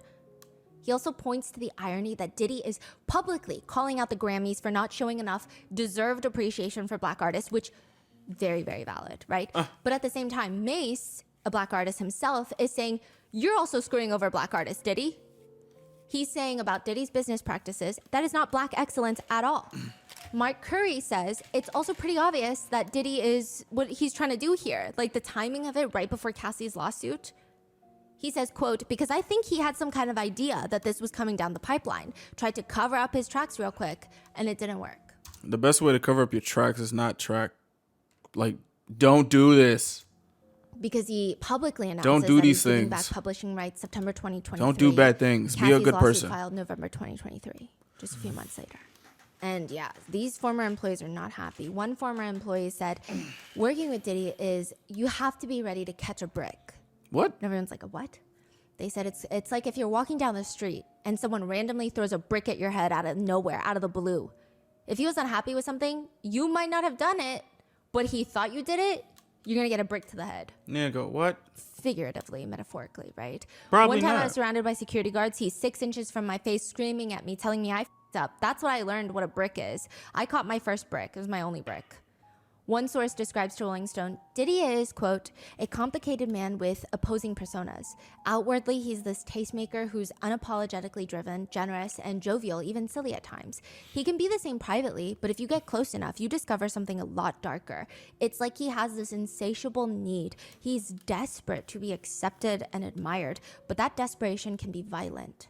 He publicly declares devotion, makes big donations publicly, and tells everyone to call him Brother Love, which seems to be his attempt at hiding his alleged abuse and violence. Another said, working with Diddy was like working on Game of Thrones.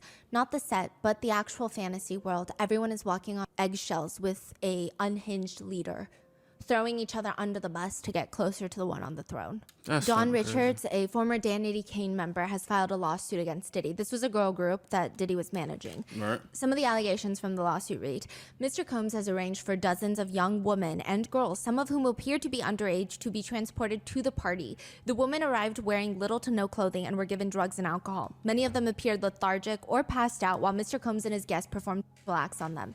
Mr. Combs repeatedly said things like, quote, this is a buffet. Enjoy yourselves. This is what we do. This is how we party. Further in the lawsuit, it states, in a state of panic and terror, Miss Richards fled to the bedroom Mr. Combs had insisted she stay in and barricaded the door shut with furniture. She also states Mr. Combs criticized Miss Richards for being too skinny, yet declined her request rude. for food and demanded that she only drink peanut butter shakes. What? Mr. Combs Ew. had full meals Ew. prepared by a chef and ate them in front of Miss Richards, never offering her food. Dawn also alleges that at the auditions, he just went around calling young women, allegedly fat, ugly, and hoes. Cuz. Aubrey O'Day, another artist signed under Diddy, who also was on Danity Kane, working there, she said about working with him, we were scared to death with what would just happen with Puff each day. There was just no room for error. Diddy was one of the most intense people you could ever work with. I experienced everything from race remarks to sexism, and a lot of it was scary. She says about being fired, which, side note, she was fired from the band that she was part of on national television. What? Danity Kane is the girl group that was formed through Diddy's reality TV show called Making the Band 4 in 2008 on MTV. She gets fired on camera. She What? says, I was so young and so many things were put on me. I was fired on national TV for being overly raunchy and promiscuous.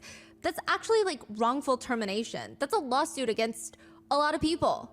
She states, you know, I have such a love-hate with it all because don't think that I would have been able to be so successful in so many other areas had I not been trained under Diddy. He was the hardest person you can work for. It was torture, and not the work part of it, but the other stuff, mind games. There was a lot of betrayal. There was a lot of lies. Diddy would be like, you're not hot anymore. Like, what happened? You don't have any curves. I can't get people to think you're this really good looking person. Back then, there was no fuck? Me Too. You signed a million NDAs and a million contracts that took away your rights. The answer to what happens if you don't want to do what the executive wants, I'm the full-blown story of that. She says Diddy plays one of the dirtiest games there is around. She also alleges on another podcast that Diddy would say about people, presumably in a professional setting, oh, you're not f***able. You look like I could f*** you right now. You look like I can't f*** you. Like, it's just very, how can you say that Fucking in a workplace odd. setting? Yo, what the hell? And then about getting the publishing rights back, yeah. Aubrey O'Day states she did not agree to it because she was allegedly required to sign a crazy non-disclosure agreement in exchange, that she would never disparage Diddy or the Bad Boy label. For Which one thing to $300. note, like I've said repeatedly through these episodes, all these are allegations and other people's stories. In the eyes of the law, everybody is innocent until proven guilty. But I will say, with all the stories coming out against Diddy, I don't know how it's going to play out in the court of law, but maybe he's not the best person to be around. Diddy has since applied for bail to be able to prepare for the trial in the comfort of his own $50 million mansion. No. In the letter to the judge, the defense attorneys write, the first thing the court should know is that when it became apparent to the counsel that Mr. Combs would at some point soon be formally charged, he did something extraordinary. He left his home in Miami and traveled to New York, the very location of the prosecutors and agents investigating him. What? I love how extraordinary feels like the bare minimum. Like turning yourself in or not running from the law versus, I don't know, what would be ordinary. Regardless, the defense proposes a $50 million bail package. No. It would be secured by his $48 million Miami mansion that he has fully paid off, No. as well as his mother's mansion in Miami. No. He is willing to be on house arrest, home detention, if you will. He's willing to wear a GPS monitor, No. have no contact with women, submit a weekly drug test, and restrict his travel just between Miami and New York City to attend court, meet with his counsel, and attend medical appointments. No. The passports. It is said on many a media that the passports for all his family members have been surrendered to his attorneys, which interestingly enough Isn't that does a not crime? include his sons. Huh? So, I just think it's weird. Oh. Really? Oh, Yeah, wow. What was Damn. filed with the judge, it's Diddy's passport, his mom's, and his 4 daughters. That is What the fuck? crazy. Again, Well, I think it's weird. Hey, bro, Because that's a bunch of Justin weird shit going on. Combs and Christian Combs were actually listed in other lawsuits. The girls Yeah. are, like, one of them just turned 18. The girls are minors. Yeah. Like, they're largely, like, the biggest, Yeah. one of the bigger victims that have direct ties to Diddy, you know? Yeah. It's just very bizarre. A lot of mainstream media is just like, the children's passports have been taken. But Wow. they also state that Diddy is making efforts to sell his private plane and that he will hire his own private security detail to guard him, which I don't know what that even means when they're also alleging that maybe the guns, the defaced AR-15s, were private security that left it at his house. He will not have access to the phone or the internet and will only be visited by a pre-approved list of guests. So what do you There are do? paragraphs that go on and on to list all of Diddy's charitable contributions in the past, which, sure, yes, great, but also he's facing a sex trafficking charge. He's not facing a greedy billionaire charge. You know, the attorneys also later state there's 30 million reasons for this to be depicted as a one-sided thing, one for each dollar that he's being sued. The bail proposal is aggressive, and it likely has to do with Diddy's conditions in jail. A supposed insider for the jail stated, there's no doubt Diddy will be like Ghislaine. He's going to be a target inside. His lawyers will be doing all they can to get him out. It's a monumental fall from grace. Also because, you know, if you listen to episode 3, there's a lot of the long-standing, passionate opinions about Tupac and Biggie's death, which there might be people that are associated with said groups of gangs in LA that might have found themselves in federal prison in New York. Oh, shit. One day he's living like a millionaire, and now he's in hell on earth, is what people say. Allegedly, Diddy once said that he never wears the same clothes twice, which would be very difficult to do in prison. Diddy's attorneys have stated that the food is inedible, from what I've been told. It's violent. Someone like Mr. Combs might be a target for certain things, and we can't let that happen. One comment reads, that's not even the worst part. The worst part is, this dude is dealing with all this stuff while suddenly going cold turkey from every upper and downer and pink and purple and white pill and powder you can think This of. nigga. Not only that, he's suddenly going cold turkey on whatever he smoked and whatever he drank. Can you? He might die off of that. Imagine. Bro, he's tripping out. It's going to be a very sobering moment for him. Bro. Which many netizens agree that he most likely deserves every ounce of suffering for that hotel beating video alone. We're not saying that he's guilty of all the other allegations. We're just saying, yeah, well, that video told us all we need to know about sympathy. Bro, or no the sympathy of him pixels being in make this prison. shit look Side nuts. note, in a Vogue segment, when Diddy was getting ready for the 2023 Met Gala, he said he has one of the most extensive male beauty routines in the world. First, he gets in the sauna for an hour, then he gets into an ice bath, and they have this new ice cupping therapy, and then he takes a sip of De Leon tequila, and then he hits the red carpet, and he's ready to shine and spread love. One inmate says, yeah, no, you're not getting any of that. In fact, there might be mold in food. The food's going to be cold. People are going to try to tamper with your food. There might be mold. The prosecutors don't care. They essentially said womp womp. They state in their letter to the judge that Diddy should not be released on bail. They also reference the Epstein case, R. Kelly's case, Keith Raniere's case, the NXIVM cult leader, as well as Lawrence Ray, the college cult leader that we did 2 episodes on. Oh my gosh. As reference, they quote, trafficking defendants, regardless of the age of their victims, are routinely detained pretrial, especially when they have engaged in repeated obstructive conduct.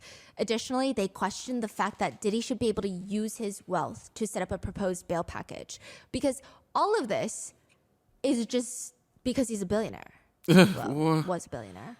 Because if he was Joe from down the block, he would not be able to propose a bail package like this for the trafficking charge. Bro, it's a bail package. Like it's a subscription or something. Like that sounds nuts. A bail package. Moreover, they state, simply put, he's a serial abuser and a serial obstructor. They also state that shortly after another lawsuit was filed against him in November of 2023, this is before his arrest, according to prosecutors, Diddy reached out to a victim of alleged SA, to try and ask for her, quote, support and friendship.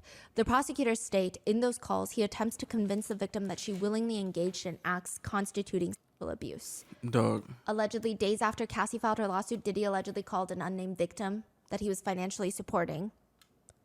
And that woman texted Diddy back later, allegedly stating that reading Cassie's lawsuit felt, quote, I was reading my own sexual trauma. It makes me sick how 3 solid pages, word for word, is exactly my experiences and my anguish. But according to prosecutors, Diddy continued to allegedly gaslight the woman, trying to convince her that she remembers incorrectly, and she in fact did want those things to happen, that she essentially consented to it all. The court papers claim that Diddy told the victim, if she continues to be on his side and provide support and friendship, that she doesn't have to worry about anything else, which is a thinly veiled reference to continuing that financial support. Diddy and his attorneys have denied. Diddy's attorneys state that the phone calls were not to intimidate anyone. It was just he was calling potential witnesses to let them know that his attorneys wanted to speak with them. They also state that this behavior was, quote, the furthest thing from witness obstruction I can think of. I don't know if that would ring true for me. Ultimately, the judge has denied the request for bail twice, 2 separate judges. The judge said, my concern is that this is a crime that happens behind closed doors. I don't know that you can control yourself. There are simply no conditions that would ensure that the defendant's efforts to obstruct and tamper with witnesses will stop. In sum, the defendant's long history of violent conduct makes clear that even the most stringent bail conditions will not suffice to ensure the safety of the community. He will likely have to stay in prison or jail until his trial. And as for the dozens of lawsuits filed against him, it's likely that Diddy will not face those civil lawsuits before his criminal trial is concluded. For example, Bill Cosby, Harvey Weinstein, Danny Masterson, they all filed motions to delay their civil litigation by their accusers while they're being tried in the criminal court system. Which, of course, if he's convicted in the criminal case, that would obviously be very helpful to the plaintiffs. According to one lawyer who repped Cosby victims, he said, you want a convicted felon sitting at the defense table across from you. But many say, even from behind bars, the man is terrifying. One insider source told media outlets, he's so powerful, everyone was afraid to cross him. What? Even though he's behind bars now, he's still powerful. He's incredibly smart, he knows a lot of people, and he's helped a lot of people. So a lot of people owe him, and he knows that. Oh, shit. He's capable of a lot, much more than people think even now. Another ex-employee says, he's someone you don't want to make an enemy of. When people do go against him, that person gets ostracized. It is stated that Diddy's attorneys are planning to file a new petition for pretrial release. They state there is, quote, new information that has come to light, but they don't specify. One of the attorneys representing a victim said, they're not going to get scared because, quote, courage is contagious. I like Diddy's that. mom That was finally cool. made a statement. It reads, I come to you today as a mother that is devastated and profoundly saddened by the allegations made against my son, Sean Combs. It's heartbreaking to see my son judged not for truth, but for a narrative created out of Lady, it's not the time. It's not the time. lies, to bear witness what seems to be like a public lynching of my son before he has had the opportunity to prove his innocence is a pain too unbearable to put into words. Like every human being, my son deserves to have his day in court, to finally share his side and to prove his innocence.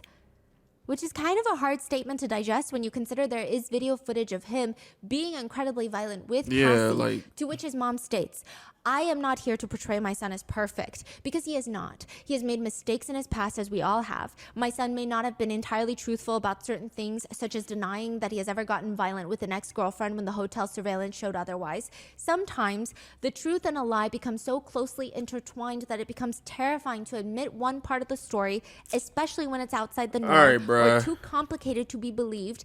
This is why I believe my son's civil legal team opted to settle the ex-girlfriend's lawsuit instead of contesting it until the end, resulting in a ricochet effect as the federal government used this decision. Bro, too many words. I'm sorry. Too many words. Too many words. Too many words. Too many words. Against my son, interpreting it as an admission of guilt. It is important to recognize that none of us, regardless of our status, are immune to fear or mistakes. Not being entirely straightforward about one issue does not mean my son is guilty of the repulsive allegations and the grave charges against him. These lies thrown at him are motivated by those seeking a financial gain and not justice. These individuals saw how quickly my son's civil legal team settled his ex-girlfriend's lawsuit, so they believed that they could receive a quick payday by falsely accusing my son. Say my son one more time. Please, to like, make matters cuz. worse, the federal government is now using these lies to prosecute my son. The injustice has been unbearable She for our said it. family. The worst part of this ordeal is watching my beloved son be stripped of his dignity, not for what he did, but for what people choose to believe about him. She says, watching the world make jokes and laugh at my son's life crumbling before our eyes Bro, they've been making jokes of your son for 20 plus years. is something I can never forget. Then don't forget it. Yeah, like, what the fuck? She continues, it is truly agonizing to watch the world turn against my son so quickly and easily over lies and misconceptions without ever hearing his side or affording him the opportunity We did hear his side. He said he didn't do what he did in the video, and the video came out and he said he was sorry. to present his side. I ask his supporters, fans, colleagues, friends, and the public to not judge him before you've had the chance to hear his side. I beg you to think about those who have been wrongfully persecuted and to remember that not everyone who has made mistakes in life deserves to have their entire existence judged by a single action or a few mistakes. This is the worst thing ever. Yeah, I mean, I think it would have sufficed as this is a private matter versus my son, my son, my son, my poor baby, my son. To which someone comments, she sounds like she is part of the reason that he turned out this way. Another reads, she failed as a mother. She should be ashamed. Real shit. Like, your son, your son, yo. Typical mom response, nothing to see or read here. Yeah, says every mother in history. I hope someone shows her the tapes. One netizen writes, monsters often come from monsters. Someone heckled her outside screaming, Janice, your son is a predator. Your son is a predator and deserves to be locked up. Oh. Which I don't know if that's appropriate, but it does seem like it stems from her very public, bizarrely written statement of her son. And this so-called public lynching, I mean, thankfully, I don't think the children were heckled, especially his minor children. The kids have released their first joint statement. I do want to mention there are a lot of people saying we should not be calling them the children, the kids, right? Because they're pretty old. So Justin is like 30, or they're nearing 30, Justin and Christian, and they have been named in lawsuits. Again, I'm not saying that they've committed anything wrongdoing. I'm just saying we don't know. But as for the girls, they there's a lot of sympathy, like I said. They released a joint statement in regards to conspiracy theories and the calling of the reinvestigation into Kim Porter's death, but they also released a secondary joint statement that reads, "This past month has devastated our family. Many have judged both him and us based on accusations, conspiracy theories, and false narratives that have spiraled into absurdity on social media. We stand united, supporting you every step of the way. We hold on to the truth, knowing it will prevail and nothing will break the strength of our family. We miss you and love you, Dad." To which a lot of netizens feel sympathy for the kids. They say, as gross as Diddy is, I understand his children defending him. Or, well, that's Quincy, still their I father, guess. but I definitely wouldn't be speaking to the public at all. Others actually think Diddy is really messed up for allowing his kids to make a statement. Many parents say, as a parent, I would never allow my children to make a public statement because just go through it alone. Don't get your kids involved. They're already going through it. You don't need them to make a public statement for media to pick apart, for comments to say, oh, because you want his money. Like, you don't need that. Why did you do that? It only helps Diddy. It doesn't help his kids. Others write, telling the kids not to defend their father when he hasn't been convicted is wild. Their silence would have been just as loud. Corinne, who wrote the book about her alleged time around rappers, the one that said that she was enamored by Diddy and he said that she'll have you on video with fingers in your butt. She says, the problem is not just Diddy and it's not just music or hip hop. The problem is men who have a deep down hatred for women. Yeah. And side note, when her book came out in 2005, everyone hated it, called her a liar, which again, I'm not verifying the statements made in her book, but with Diddy being arrested, it seems like people are now more open to her credibility, perhaps. She says, I said everything I needed to say 10, 20, 15 years ago, and you guys all call me a crazy liar. You call me crazy, bipolar, a whore, and a bitter bitch. And now everyone's calling me to do interviews. Wendy Williams states, you know how I feel about that? His arrest, it's about time. But now you have to think, how many more times, how many more people, how many more women? It's just horrible. What is really weird is that I have been told by many people, Wendy, you called it, including some people of my own family who have said the same. Aubrey O'Day of Danity Kang has stated that she does not feel vindicated because she was one of the first ones to be vocal about Diddy and her negative experience with him. She says, there's no vindication when you're a victim of someone. Anyone being exposed or any truths being told don't change the reality of what you experienced. She says about the video of Diddy beating Cassie in the hotel, Diddy did not apologize to Cassie. He apologized to the world for seeing what he did.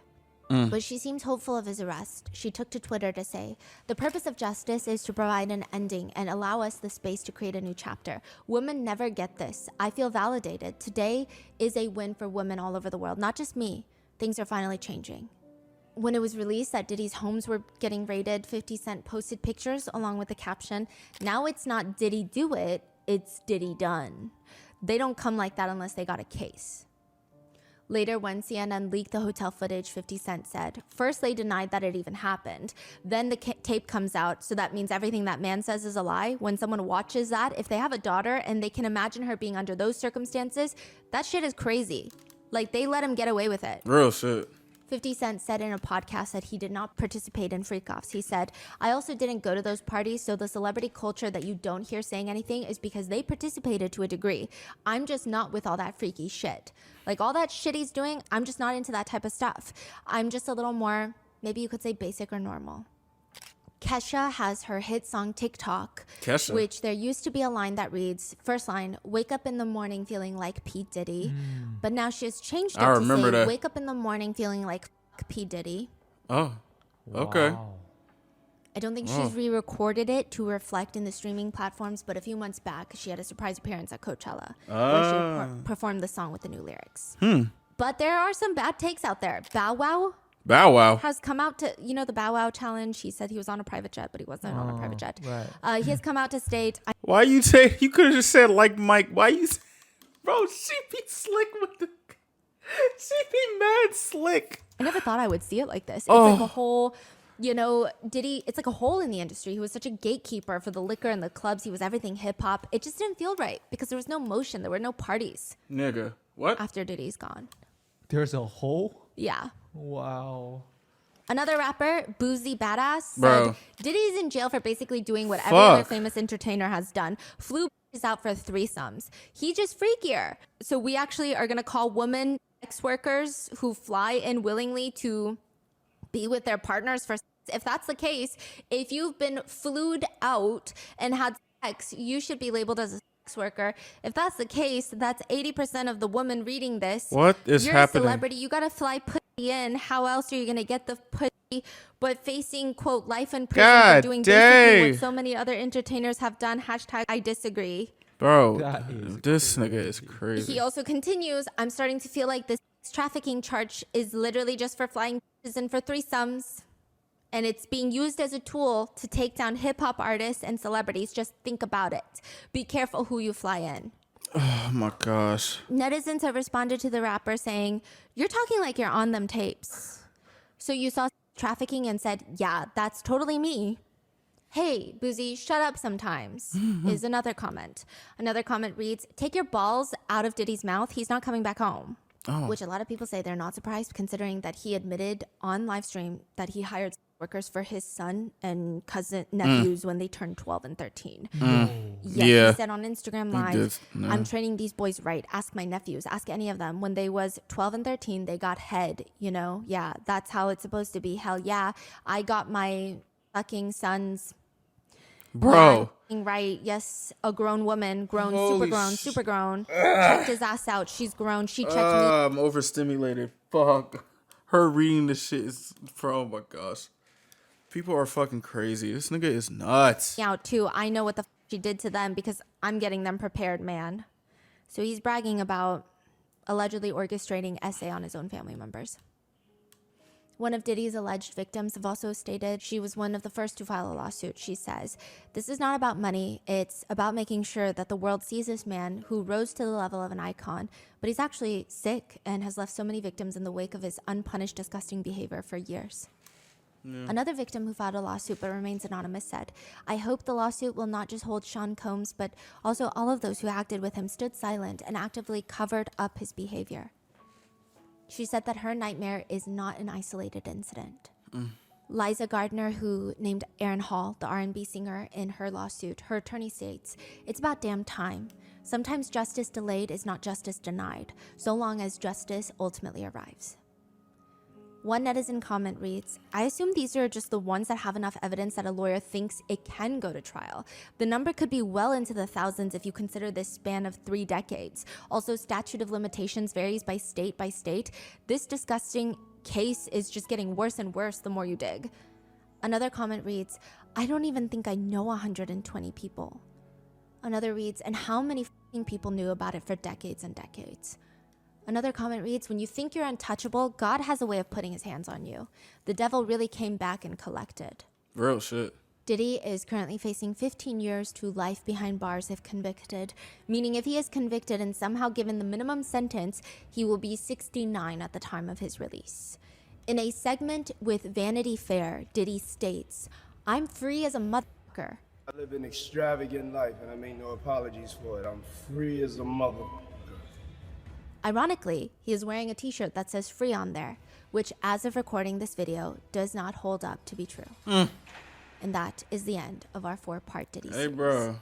There's actually so much more that I haven't included. I feel like when the trials start happening next year, there's going to be more than 4 more parts is what I'm saying. Like, yeah.